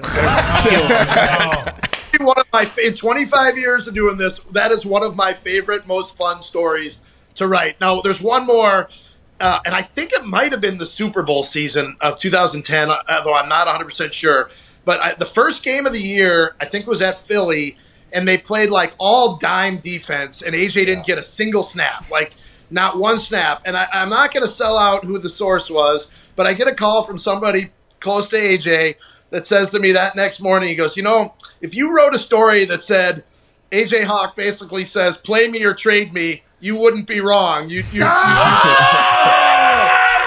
write the story. The next week, AJ plays 70 of 70 snaps on defense and never is out of the lineup again. So I never got any kickback for helping AJ. He probably had to get 2 more knee surgeries after 70 reps in that next game. But Bob, we appreciate your service to sports media. Can't wait to see what the hell happens, which one of the 3 stories breaks, and we appreciate you spending time here on this Friday, Bob. Thanks for having me, and I got to say this. You got to have Matt Schneidman on because he probably is your #1 media/fan supporter. He turned me on to your show before I ever even knew about it. We love Schneidman. We're big Schneidman fans over here. And Lily. Yeah, Lily's Lily, you got a good team of press over there at Green Bay. I hope you guys enjoy the hell out of that. Ladies and gentlemen, ESPN NFL Nation reporter for the Green Bay Packers, Rob Demovsky. What's this all about? Fucking dime package, huh? They don't think the kid can fly around anymore? Put you on the bench, dude? What's that all about? I would have told him, too. Get me the fuck out of here. What are we doing here? I mean, I don't know who called him, but yeah, it's all part of the. Luckily, we end up winning the Super Bowl that year. That's because they started playing you. Play me or trade me. AJ Hawk, dude. Yeah. Who was the dime backer in there? Brandon Chiller was there at the time. Nick Barnett was still there. He ended up getting he got hurt that year as well. That year we had a ton of people go down. Hey, dimebacker, that's safety or what is that? Dimebacker a safety or just a? I mean, it can be a safety, but it's used just like your. So like nickel, everybody knows nickel. Nickel linebacker out. Yep. Corner in. Yep. You only play no one plays base though. Like you're very rarely in base now with 3 linebackers in. Yeah. Seattle does it more than anybody, I think. They had. Oh, and they got absolutely smoked last year. That probably changed, but nickel is the new base, right? Pretty much. Yep. 2 linebackers. A nickel corner, 2 corners, 2 safeties. Yep. That's kind of what the base is now. Dime. What the fuck is dime? Dime is you take another linebacker out typically. And Which put in one? like It's you. The middle linebacker gets taken out there normally. No, it doesn't. It's all off your personnel, how you think you match up that week, all that stuff. So they didn't think you were athletic enough to be able to move. Wow. I mean, maybe sure. Yeah, I got put on the bench plenty of times, man. I'm okay. Couldn't guard Freddie Mitchell. No, is that what they thought? They thought another linebacker, Freddie another Mitchell. safety. No, I was never in on dime. Like when we went dime, I was never in. It wasn't like, hey, this is like that in that camp, I guess, leading up to that game. And then that game, we killed them though. We smoked them. The dime though, right? Yeah, I mean, like you said, it's based off, what they deem who has the best skill set for that. If it's going to be a passing team, it's just a 4-wide team, then maybe they feel like they want a different type of body type linebacker out So there. they said, hey, we don't need the jawline, broken nose, no septum, sleep it, driving son of a bitch out here who can also run a 4.4, by the way. We need somebody that's faster. Whoa. We need somebody that has better ball skills. We need somebody that can... Let's get to a break. Hey, it worked for them. They weren't wrong that game. We killed Philly that day. So Okay, so you just kind of had to I can't sit blame on them. that Well, one. Brad. I ran down on a kickoff. You know what though? I think I was getting so pissed and bored. I ran down the kickoff and I almost caused a fumble. I was kind of close to causing a fumble. And I think I tried to claim it. What if you get hamstring on that fucking kickoff? Oh my God. I wasn't running fast enough. Probably for that. destroyed somebody. Yes, I would assume you absolutely murdered Can you imagine somebody that? on that kickoff. Now you got to block AJ What Hall. were you, 3, 4, 5? Do you remember?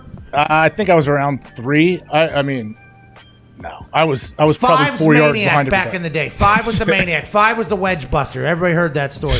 1 kind of a kamikaze. safety on each side. 2 normally not blocked. Normally 2s are going to make good plays. 3 is somebody you got to. Scared to be offsides that I just let everyone got a great get off. I did not, and then I trailed behind.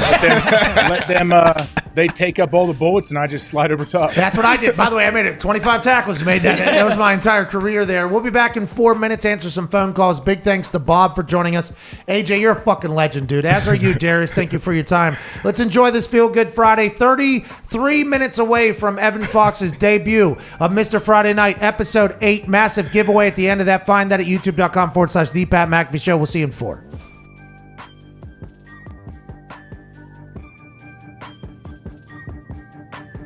A former Celebrity Jeopardy champion, ladies and gentlemen, Aaron Rodgers. Oh, I've missed you guys. We've missed you too, man. Where are you? Are you out in the woods somewhere right now? Where are you? Yeah, I'm in a log cabin out here. Have you been doing this since the end of the season? How did the Jeopardy thing come? How'd you film it? How'd it go? And is that your first time you were kind of back in cell service? Yeah, pretty much. I did some quarantine during the off season, early parts. Mrs. was filming up in Montreal, so I was, Quebec has some strict quarantine rules, so I was in quarantine for a few weeks, and then went out to LA and filmed the 2 weeks of Jeopardy, had a blast, and then back for some more quarantine. And now, the off season feels like it's just beginning now. Okay, good. Well, congratulations on everything happening. Let's talk about the Jeopardy job. Did you watch the other hosts as well, what they were doing potentially that you would want to do differently? How did the whole film study go? I haven't watched an episode since Alex. Okay. I didn't really want to be influenced at all by the other guest hosts. Smart. And how they did things. For me, it was taking a lot of notes and figuring out, exactly what Alex did and wanting to do him justice, his memory justice by being as prepared as possible when I got on the show. The hair, though, was there a thought potentially, Jeopardy, for you to cut it? Did anybody say, hey, maybe we cutting the hair? Was that conversation? Because I'll tell you, whenever I was going to have to go to court after the public intoxication, a lot of talk about me potentially cutting hair. Didn't do it. I would assume for you, potential same thing with Jeopardy, being Jeopardy and all that. I thought about it. I also thought about shaving to a mustache to honor Alex, but my hair wasn't long enough that I couldn't do something with it. I felt like we had a nice little comb over going, and I just decided to go with kind of my usual, a little bit of some stubble going and not the neck beard. Sorry, Andrew Luck, but I decided to kind of clean that up a little bit.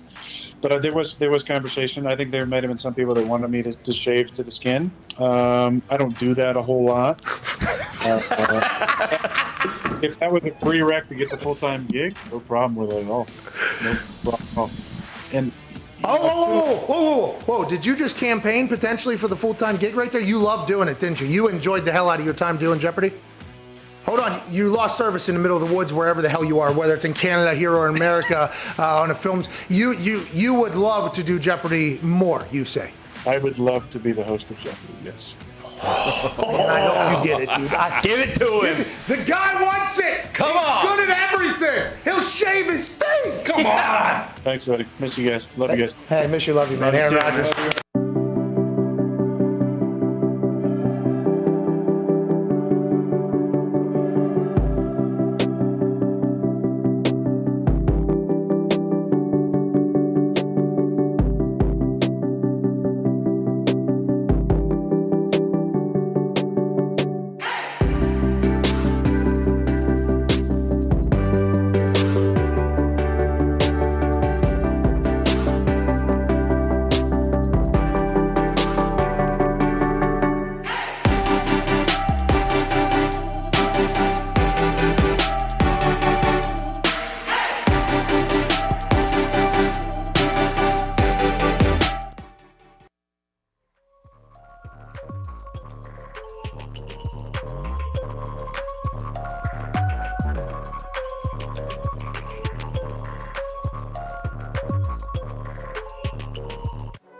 Every day is game day for these guys. It's showtime on the Pat McAfee Show.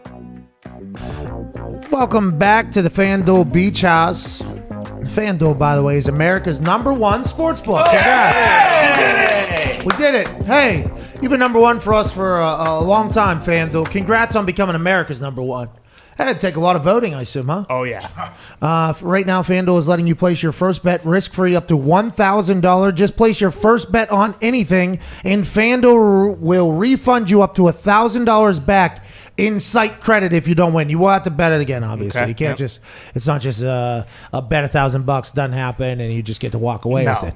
It'll go back into your site credit, which, by the way, that's a lot of money. That is great news. You will love that money back in your account. Go to FanDuel.com/McAfee to get started. It's FanDuel.com/MCAFEE to get started. Please use that link so they know we sent you. What were you going to say over there, Ty? Anything cool? No, I didn't know if AJ was still ghostwriting tweets for Kid Rock. I know we were talking about that earlier. Come a little on, bit, man. But, I just wasn't sure if... You guys set a trap for me. I didn't know what was going on. Didn't know the situation. That's just rude. Who set a trap for you? Are you shitting me? I thought Kid Rod made a comment about punters and kickers. Turns out he did not. He doubled down on some bad stuff. So You're a fucking scumbag. Did you hear about Bob Ritchie? No clue. Kid Rock? No. I'll update him. No, there's no reason. But Kid Rock, man. This goes back to what we were talking about with Jeff Tubes. Yeah. And many others. Right. Just interesting predicaments here. Excited to see how you Excited to see how it plays out. A little different than Toobin, though. Yeah, Bob Ritchie definitely is Kid different than Rock. Toobin. A different vein, but still, Hey, credit to D-Butt for standing up for Toobin. I like it. You're really D-Butt's letting them know, like, hey, he thinks it makes him more relatable. Is this similar to when? AJ, this is 2.5 hours ago. Yeah, come on, dude. But is this similar though? You remember how Tom Brady? He's drunk at the boat parade. Very relatable. People love it. Is Toobin a similar situation? I think so. I mean, I didn't know he exists before this happened. Now I do. I may follow his legal analyst. You didn't see this live, by the way? Nah. Okay, so live. I mean, like soon as the story as it was broke, you mean? happening. Yeah, I wasn't in this. Maybe he's into the danger. Maybe he's into that, man. Maybe he's into like the fact that, hey, this could blow up on me. No, he said he did not know. He was in between meetings. Yeah, I definitely believe that. That he did not know. Yeah, for sure. Well, if it was the one that grabbed the full lotion and everything, that one had no worries about any meeting missed. No. There was not even a. AJ's got a point, though. Jeff could have been running on the thrill of the beat, and then he just kept on going, You think now? For the last 7 months, he's been getting help, actually, because he. I'm not saying he meant to. I'm not saying he meant to broadcast it, but maybe the threat of it being broadcast is like, oh. All right, let's talk about sports. All right, we talked about Jeff Tubin's penis enough. All right, we need to stop talking about old Jeff Tubin's dong and everything he did. What's Ben up to? Who? Is he healthy? Roethlisberger, how do you look in minicamp? Okay, so Ben did look good in minicamp. Okay, new Matt Canada offense is going to be something that Steelers fans are going to be excited about. Allegedly, it'll be a very different Ben Roethlisberger this year. Allegedly. It would be a very different Ben Roethlisberger this year. On field, off the field, everything in That's right. between. But something that did actually happen that we should talk about in the sports world. Last night, Kevin Durant and PJ Tucker got into it, okay? Home game for the Milwaukee Bucks. They actually get a win at home. Drew Holiday with a J at the end. Has a pretty sick move, layup. Low-scoring affair, 84-83 or something like that. Very low-scoring affair. PJ Tucker, Kevin Durant almost kiss each other, but they get into it all of a sudden. Now, there was a lot of reaction to the people in the building to this fight. There's been a lot of scuffles in the NBA and in basketball in general. Now, are hands thrown? Sometimes they are, but normally teammates kind of police it themselves. Normally, the team will take care of it. Very rarely do you see like people dressed up in uniform get in there. Allegedly, last night, The Athletic is reporting now at this point. Joe, the person that wrote the article, I apologize. It is from The Athletic. I just saw it quickly. Allegedly, the security guard that came sprinting onto the court. Saw that. Bodying, almost like chest bump, shoulder tackling PJ Tucker. PJ Tucker home arena, by the way, was very alarming to watch how it happened. The Athletic is reporting that that's Kevin Durant's personal security guard, who is on the Nets payroll. So allegedly, now he needs a raise. This is minutes left in the third quarter. Durant and PJ Tucker were nose to nose, speaking heatedly as though they were upset. Durant's personal bodyguard, who is on the Nets payroll, charged the court to break them up and shoved Tucker. Okay, so the Nets, it's a good shove. The too. Nets, great. He came flying in, and as soon as you saw it, it's like, why is the Milwaukee? Because normally hometown security is person put in there. I like that the Nets, while probably pitching Kevin Durant at his house in the Hamptons whenever he had teams come pitch why he should go to there, I'm sure they said, we'll hire security for you at all times, New York, Brooklyn, whatever. We'll take care of you. This all things happening. That's very nice of the Nets. It's very smart of the Nets. I assume everybody knows who Kevin Durant is. There's no way they thought he was going to get on the fucking court, though, when Kevin Durant got nose-to-nose with somebody and looked like it was potentially going to pop off. I mean, that's great security, okay? If you're Kevin Durant, you're like, hey, my dog, thank you so much. Now, that happens at a restaurant, like what happened to Miles Teller. Going to need you there, too. Right. Okay, I think walking the streets, if something happens, getting out of cars, getting out of restaurants, things like that, I'm going to need you. Didn't expect you, by the way. I don't think Kevin Durant expected him to get on the court, but I'm assuming when Kevin Durant saw him on the court, he was like, oh, goddamn. This is life with security now. This is what it is. That's insane to learn about. That's what The Athletic is reporting.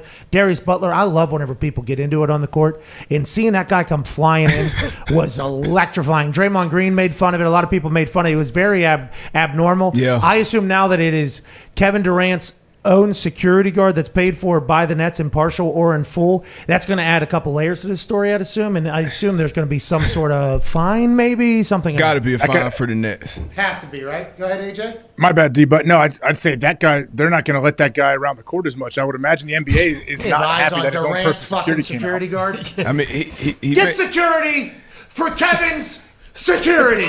The NBA may find him, but the Nets, they might give him a raise, man. Protect the money. But that was, usually that's handled between the players. Like you said, it's always scuffles, especially in the playoffs. PJ Tucker was kind of brought there to kind of bring some toughness, some edge to that team. It's your first game at home. You're down 0-2. You got to bump into this, this trying is to get their star kicked out, too. Yeah, if he got Kevin Durant booted and possibly suspended for fighting, that's a giant win for them. Especially with Harden's hamstring or whatever. That would be massive. But it's like hockey, right? And like you try to fight their stars, you get a guy that's a fourth liner to try to fight a star. Yeah, especially if you're down, good stick tap for the boys. Go ahead and take care of them. But that's why you keep a goon around, at least in old school hockey, to take care of the stooge who's trying to take a run at your starter or your all-star, or potentially greatest of all time if you're talking about Sidney Crosby. I think the PJ Tucker, when he gets pushed, I think there's other security, potentially like a gray jacket somewhere. He sees that. When he sees and turns and sees somebody he's never seen before in the building that he works at every other night, he's like, who the fuck is he? He actually was, like there was almost a fight between the security now and PJ Tucker. So security was going to have to potentially get security from the security of Kevin Durant. I mean, it was... That's crazy. What an awesome moment in the NBA. How different is the NBA? How weird. The NBA is so different. I cannot imagine an NFL team where not only is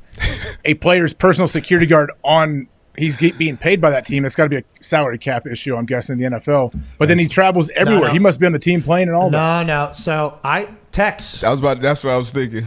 Tex, there's a guy with the Colts. Peyton and then Luck. Yep. And it was I think he did That's a who lot. walked him out. I think But he worked for the Colts, though, right? Like, wasn't he always with the Colts? Yeah, he's being paid for by the Colts, but he was, I For don't- the quarterback. He was Peyton's guy. QB hitman. Like at events, I think Peyton, it was him, and walking everywhere was him. And then Luck got Tex as well. And Tex, by the way, was the exact character you would want to be the security for a Peyton or Andrew Luck. I think he took a lot of pride in it. But he was paid for by the Colts. I assume that was something the coach, Jim Irsay's like, you're also going to have like our guy who I think he was in law enforcement. Damn. Yeah, he 25, was, 30 yeah. years. But this big son of a bitch right here. Holy shit. Hey, you don't want any parts of fucking Tex. Tex. No, I don't. So Imagine him running on the field just spearing a dude. Sacking Andrew. as I grew, as I grew older, right? Because I was very lucky that Peyton did enjoy my company. So I had seen, Tex with Peyton before. Like I feel like Tex almost had a respect for me because of potentially seeing me or whatever. So as I was getting more popular, as I was getting older, whether it was at training camp or whatever, Tex would look over at me. He's like, I ain't fucking standing out here with you. And I was like, come on, these people are going to try to kill me out here, man. What if I get hurt out here from it? He's like, I ain't fucking doing it. You're not. And then all of a sudden I'd be signing, and then him and James would just roll over their golf cart, sit behind me, absolutely disgusted and pissed with how long I was signing autographs at me. And then they would tell me to get in there and tell me they were going to fucking hurt me if I ever did it again. The security of people is a fascinating business because, like, what is their Super Bowl is legitimately keeping him completely safe at all times. Yeah, like that is every in their day. mind. That is their Super Bowl. Like, hey, I don't give a fuck about you. I don't give a fuck. What, Rogan has 5 SEALs around him at all times. I guess he has a fleet of Navy SEALs. Floyd got some nice security. Big dudes. Like now an T.I. O-line. got in to hit him that one time on video in Vegas yeah. in the food court, which made me question everything. And I think, Well, they had a personal. yeah, but Floyd might have made some changes to the to the offensive line he had around him because those. Now, granted, somebody did get his hat, but that was a moment. I don't know. Security is a wild business, though. It's a wild business. Think about MJ's security now. His security doesn't really match up. Remember those guards who kind of guarded the guy who went famous for the shrug? He doesn't really match up to Jerry curl, though. Hey, he's got that curl that looks unbelievable. You remember that mullet he had? That guy was an absolute legendary security. They don't show any videos of that guy whipping a switchblade out and going ear to ear on someone's neck. That guy ain't fucking with that guy. $150. Yeah. What was that time? Yeah, he takes it out and whips it up and then just right across. Yeah, and then does that face as if they're Kevin bleeding out. Durant's guy even thought about getting on the fucking court with Jordan, No. this guy, John Wozniak. Spear. Mm-hmm. Oh my got the god. logo to this though. Yeah, that guy can flip a switch. Definitely. Yeah. And he has. Especially in that quarter closest to the wall game. Yep. He'll take MJ's Grew up money. in Chicago. Yeah. He ain't scared. Now, he's seen some shit. On the tough side. He ain't scared of a Wonder damn what he's thing. up to now. We need this type of Lady security. passed Hey. away. Yeah, rest in peace. Rest in peace, legend. Oh shit! Rest in peace. You didn't know that. I didn't know. See, that's something AJ would have known and would have said. That's not a Darius Butler No, he trait didn't at need to all. do that. But what's that, AJ? I did not know this. That guy's dead. Oh, exactly. He Jeez, does AJ. know, Yeah. and that's exactly what he would have done right Ron there. has a name, AJ. But with that being said, rest in peace to this guy. We need more of this guy in the NBA. We do. Okay, we can't have Kevin Durant's personal security out here debone everybody without PJ Tucker at least having his own security. Okay, let KD's security fight on the court against PJ Tucker's security on the court if this is PJ Tucker's security, and it'll be a whole different story today. I think maybe we get, how hockey has like guys will like circle almost for guys to fight. Like, hey, they're about to fight. What if Kevin Durant's guy hits like LeBron, and LeBron probably has a guy. Mm-hmm. I'd assume LeBron. Do we now potentially see Lakers and Brooklyn Nets kind of circle around? LeBron's guy is now battling against KD's guy. Hey, let's go stick taps for the boys here. Let's see how this goes. In the middle of the game, they kind of settle things. They get off. Now we're back to action. Is that what's going to happen? What if PJ Tucker had his own security idea. guard? Yeah. What do they fight then? What happens then? Trial by combat. I and then- saw Zadarius Smith, and he was there. So maybe, if he sees PJ Tucker, he's like, hey, you know what? Actually, I'll go out here and I'll fire on this guy for PJ. Just, Hey, him and Aaron Jones looked fucking very, very pumped for the Bucks last night. Yeah. And also, first tweet and any comment out of Aaron Rodgers in a long, long time. Just W there for the Bucs. Congrats, Doug. There you go. Good job. Congrats, Doug. Who's he sitting with there, AJ? I assume that's the owner. I don't know, though. Is he on Harley Davidson? Isn't that started in Milwaukee? Yeah, I don't think this owner is the Harley guy, but I mean, you can look it up. Is that the owner? Probably. What do you know, AJ? I mean, at this point, AJ. I mean, Wake up. Stop asking me then. Like, what do I know? I know all things Wisconsin. I was gone in 2014, I think. Yeah, you lived there for 10 years. Yeah. You hate the place? So when you ask me current things that are going on there, I haven't been there in a while. Okay, you need to make a trip back. They miss you out there. They do. They miss you out there, AJ. I've been back. I saw Bob once. It's tough to get there. Hey, that's a small little airport, but once you land there, it's. I got paid back, by the way, for that cab ride. I got paid back because I was in New York doing an NFLPA thing, which I'm sure you guys could probably find some video or pictures. I was sitting in an airplane doing an interview, a little baby, tiny airplane, and my flight, all that got canceled. So I sent that bill, my receipt into the PA, and bam, I got paid. Oh, so you were coming out very pissed. I don't know if I was very pissed, but I was like, I'm going to send this thing in, man. They're going to pay for this guy. What were you doing? Like I wasn't on vacation. What was he doing like in I was New York doing for the something. NFLPA? What was it? He tried to allude that we could find photos. What could you have potentially been doing? Were you modeling for them? It was like a PA promotion thing. No, because I was taking flying lessons at the time, I think, and they wanted me to do something. Flying lesson. Yeah. Oh, Jimmy Graham's a big pilot too. Yeah. What, you flew to the thing? No, I didn't fly myself. I flew there on an airplane, a commercial flight, and then I got stuck. From New York in Minneapolis, I got stuck. So we were in some big hangar doing some kind of weird So was interviews, the like NFLPA an like, hey, promotion. NFLPA was like, hey, we got a good pipeline to the cockpit right here from the NFL. We're going to create pilots. No, they were showing like players what they do off the field, I think. Oh, this was like a showcase of what you did? They rented out an entire hangar and had you fly in planes? Absolutely not. We went to a hangar and sat in one of the little small planes there, and they put a camera on me for a second. Oh, so it was a fugazi. No, I was taking flying lessons at the time. They were talking about me flying. Did Demore Smith say, hey, AJ, you taking flying lessons? How'd this all happen? How'd they find out? I have no idea. I have no clue how it happened, actually. What, is this the same time you're doing karate with these guys in Ohio? It might have been around the same time. Renaissance, man. Did you get your license? Did you finish? No, man. Eventually I will. I soloed. I've flown solo, but I have not. I didn't go through with it. With your sleep problem? You're fucking hopping a goddamn plane with your sleep problem all by yourself? Oh, yeah. 3 takeoffs and landings all by myself. Okay. Wow. Hey, the NFL. I want to finish it, but it's too hard. I was going like once a week, and you got to be able to like dive in and actually do it. A lot of hours, right? You got to get a lot of hours. I have over 40 hours, but I don't have. I didn't do all the checklist stuff, all the cross country, the night flying, all that. Okay, so this is what we do. We make you content so you can fly over to the studio. We legit get you one of these little Hyundais of the sky or whatever, and have you just fly yourself back and forth and get your hours up. Love to. Boom.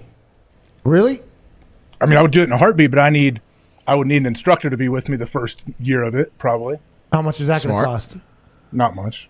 I'd pay for that. You pay for the plane, I'll pay for the instructor.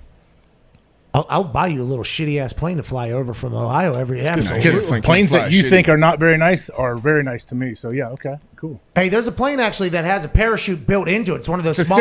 Cirrus SR. I've flown them. Cirrus SR-22. They tried to sell me them. Do you want me to I was buy? like, this is. I knew I could fly it for free without. I knew I was never going to buy it. I was like, yeah, this is sweet, man. It's not that much money, I don't think. I mean, it is. Depends who you are.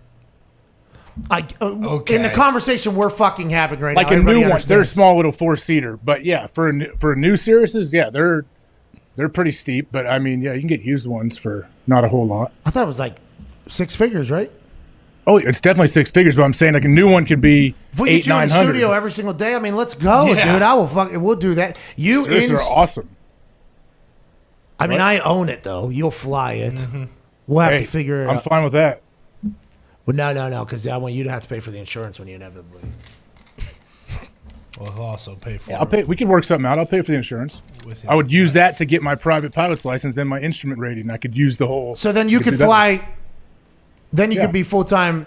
That would help us out a lot, so we don't have to go through the full pilot thing. You could just be our pilot. Oh no! Well, you got to get rated in the jet. Then you're kidding me? Not a chance. No way. No, but if you started like traveling with us full time, we'd only need one pilot because we'd actually have 2 pilots on the plane. You have to have 2 pilots on a plane because On a jet, you do, yeah. Which, by the way, that is the only thing you will see us on. All right, you can get in the Hyundai thing, the prop plane, the Wright brothers plane, but at this point, you only see me on a jet. If that thing sounds loud and powerful, I believe it'll be able to get me to the place it's going to. I don't know how you guys get on the planes. I don't know how you think, like, yeah, this will get me to a place. My car has more horsepower than. You jumped out of one of those. Is this before. you? Me too, by the way.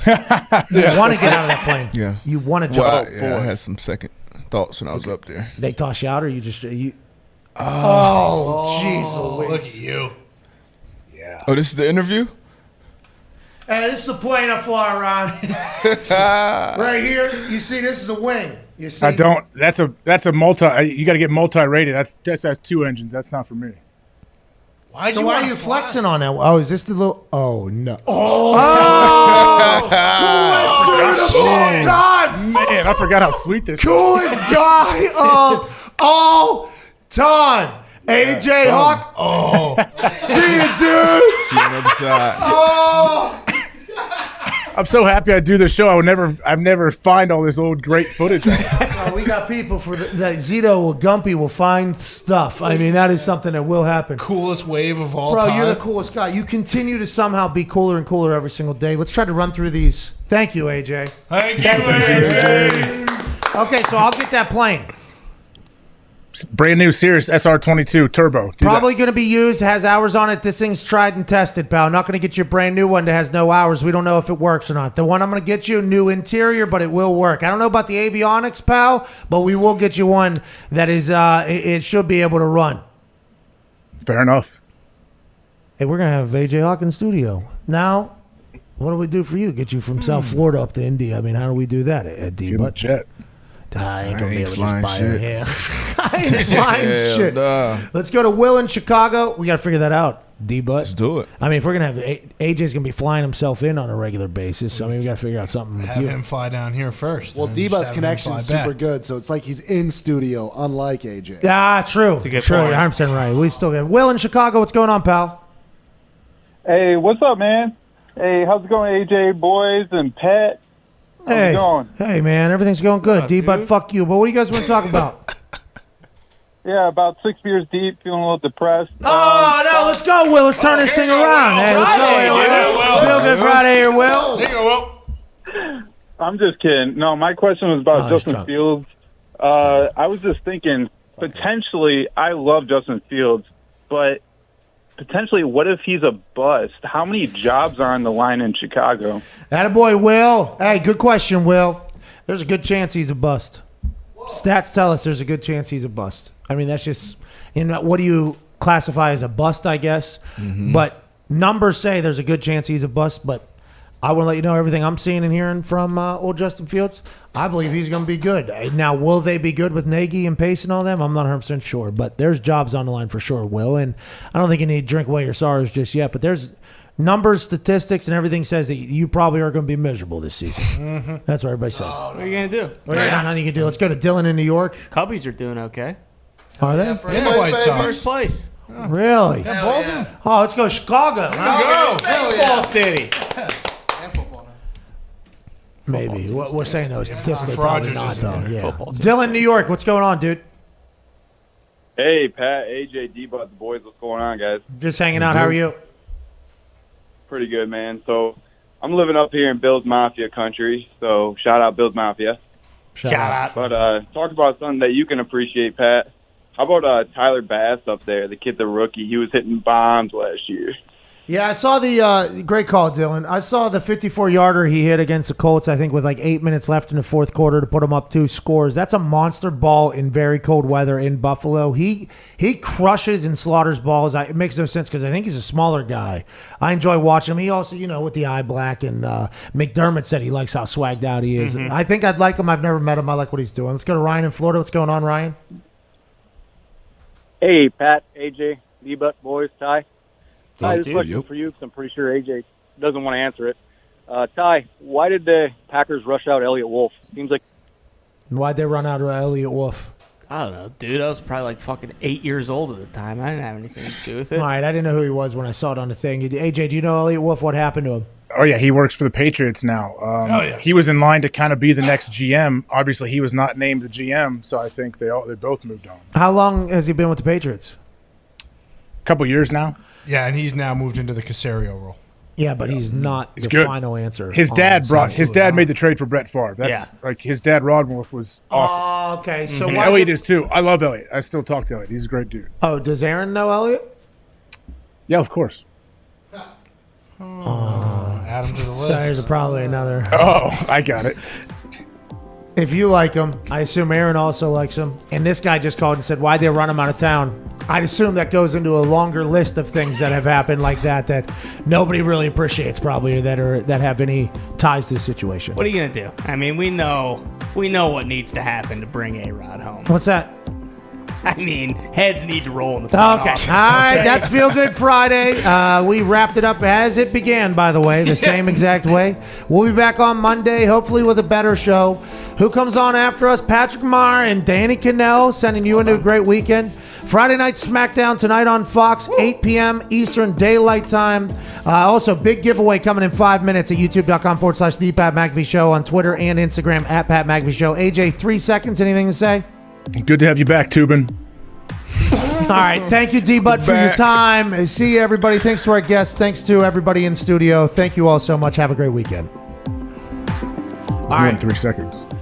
Well, we had to wrap it all up because I was trying to get the D-Butt. So, I mean, you did hit your 3 second thing, though. So I appreciate you being a professional. Yeah, exactly. There's 2 more callers. Should we take them? Let's go to Simon in Oregon. Simon, what's going on? Hey, Pat, I got a sports question for you, but before I get to that, as a person who works with internet a lot, AJ, there's no way your up is 200. There's just no way in the world. No, my up's not. My down is my up. I got to check. It's probably like 150. Hey, Simon, that's from Oregon, by the way, Montana. Everybody's seeing it, AJ. Figure it out over there in Ohio. What do you want to talk about, Simon? Hey, Pat, and this is also, I guess, a question for AJ, too. Is there any way either of you would consider coming out of retirement? Oh, he must think you're just on all the steroids. You can't play anymore. D-Butt's the only one that probably could. No, yeah, D-Butt's literally probably the only one that could just go play right now if he had to. If I assume, would you fare well right now in a minicamp if you had to go perform? If I had a few months. Oh, so no, not right now. No, not right now. Hell no. No way. No. I haven't been working out like that. You're in bodybuilding mode right now. No, I'm just... Yeah, you're in thirst trap mode. Yeah. Nah, regular old head workouts, some chest press, pull-ups, some abs, not like, football, footwork type shit. Nah, I would need some time. Could still go if you had to, though? For sure. Let's say you're Richard Sherman and allegedly it's being reported by NBC San Francisco, I think, or Bay Area, San Francisco, something like that. They're saying that Richard Sherman could potentially, or was thinking about holding out until, after training camp with a contender or whatever. And that made me think to the next step. Like, are guys who could potentially still play, are they just going to wait around until like week 7, week 8, week 9, somebody gets hurt, find out what team's good because there's enough money to be made off the field now and enough money's been made? Like, yeah, I'll come and do a workout here. I'll do this thing.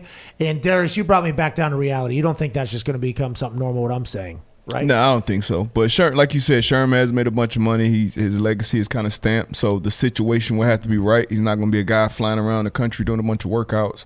But I'm surprised about Steve Nelson still not being signed. A corner from played on Pittsburgh last year. It's a lot of talent out there, but I don't see guys waiting around till week 7, 8. That's I would do not it. intentionally. I would potentially do it more like week 17 or so. So we only have a couple games left and then a playoff run. Let's go ahead and do it. But it would take months and months, I think, for me as well. AJ, I assume you got your knees to say no. No, I mean I can't. Yeah, I can't start and stop. All right, let's go to Jeremy in Las Vegas. You got about 30 seconds here, Jeremy, before the Foxy Flick debuts. What do you want to talk about, brother? Thank you. Hey, quick story. Shout out to everybody on the show that makes this happen. A quick story for you guys. Shout out you, dude. A couple months ago, I went through a car wreck, a 7-year relationship end, and a job loss. Accepted a hell of a job last week, but there was a couple of months where I was in a dark place, and you boys kept me laughing throughout the day and let me forget about how crappy my life was at times. So shout out to y'all and everybody that makes the show happen. Hey, Jerry, let's go. Thank you, man. Congratulations. You're probably in a much better spot now than you could have ever imagined. Next chapter is always your best chapter. Have to remember that because it's going to work out. Why? Because it has to. That's just kind of the way the world is. Thank you so much for laughing alongside of us, Jeremy in Las Vegas, to everybody who has called, everybody who has done a guest spot this week, to all the boys back in Indianapolis, to everybody here, D-Butt for traveling, AJ for your time. Thank you all so much. Have an incredible fucking weekend. The Foxy Flick debuts in 25 seconds with a massive giveaway on the other side of it. Have a great week. We'll see you Monday. Have a great weekend. We'll see you Monday. Cheers.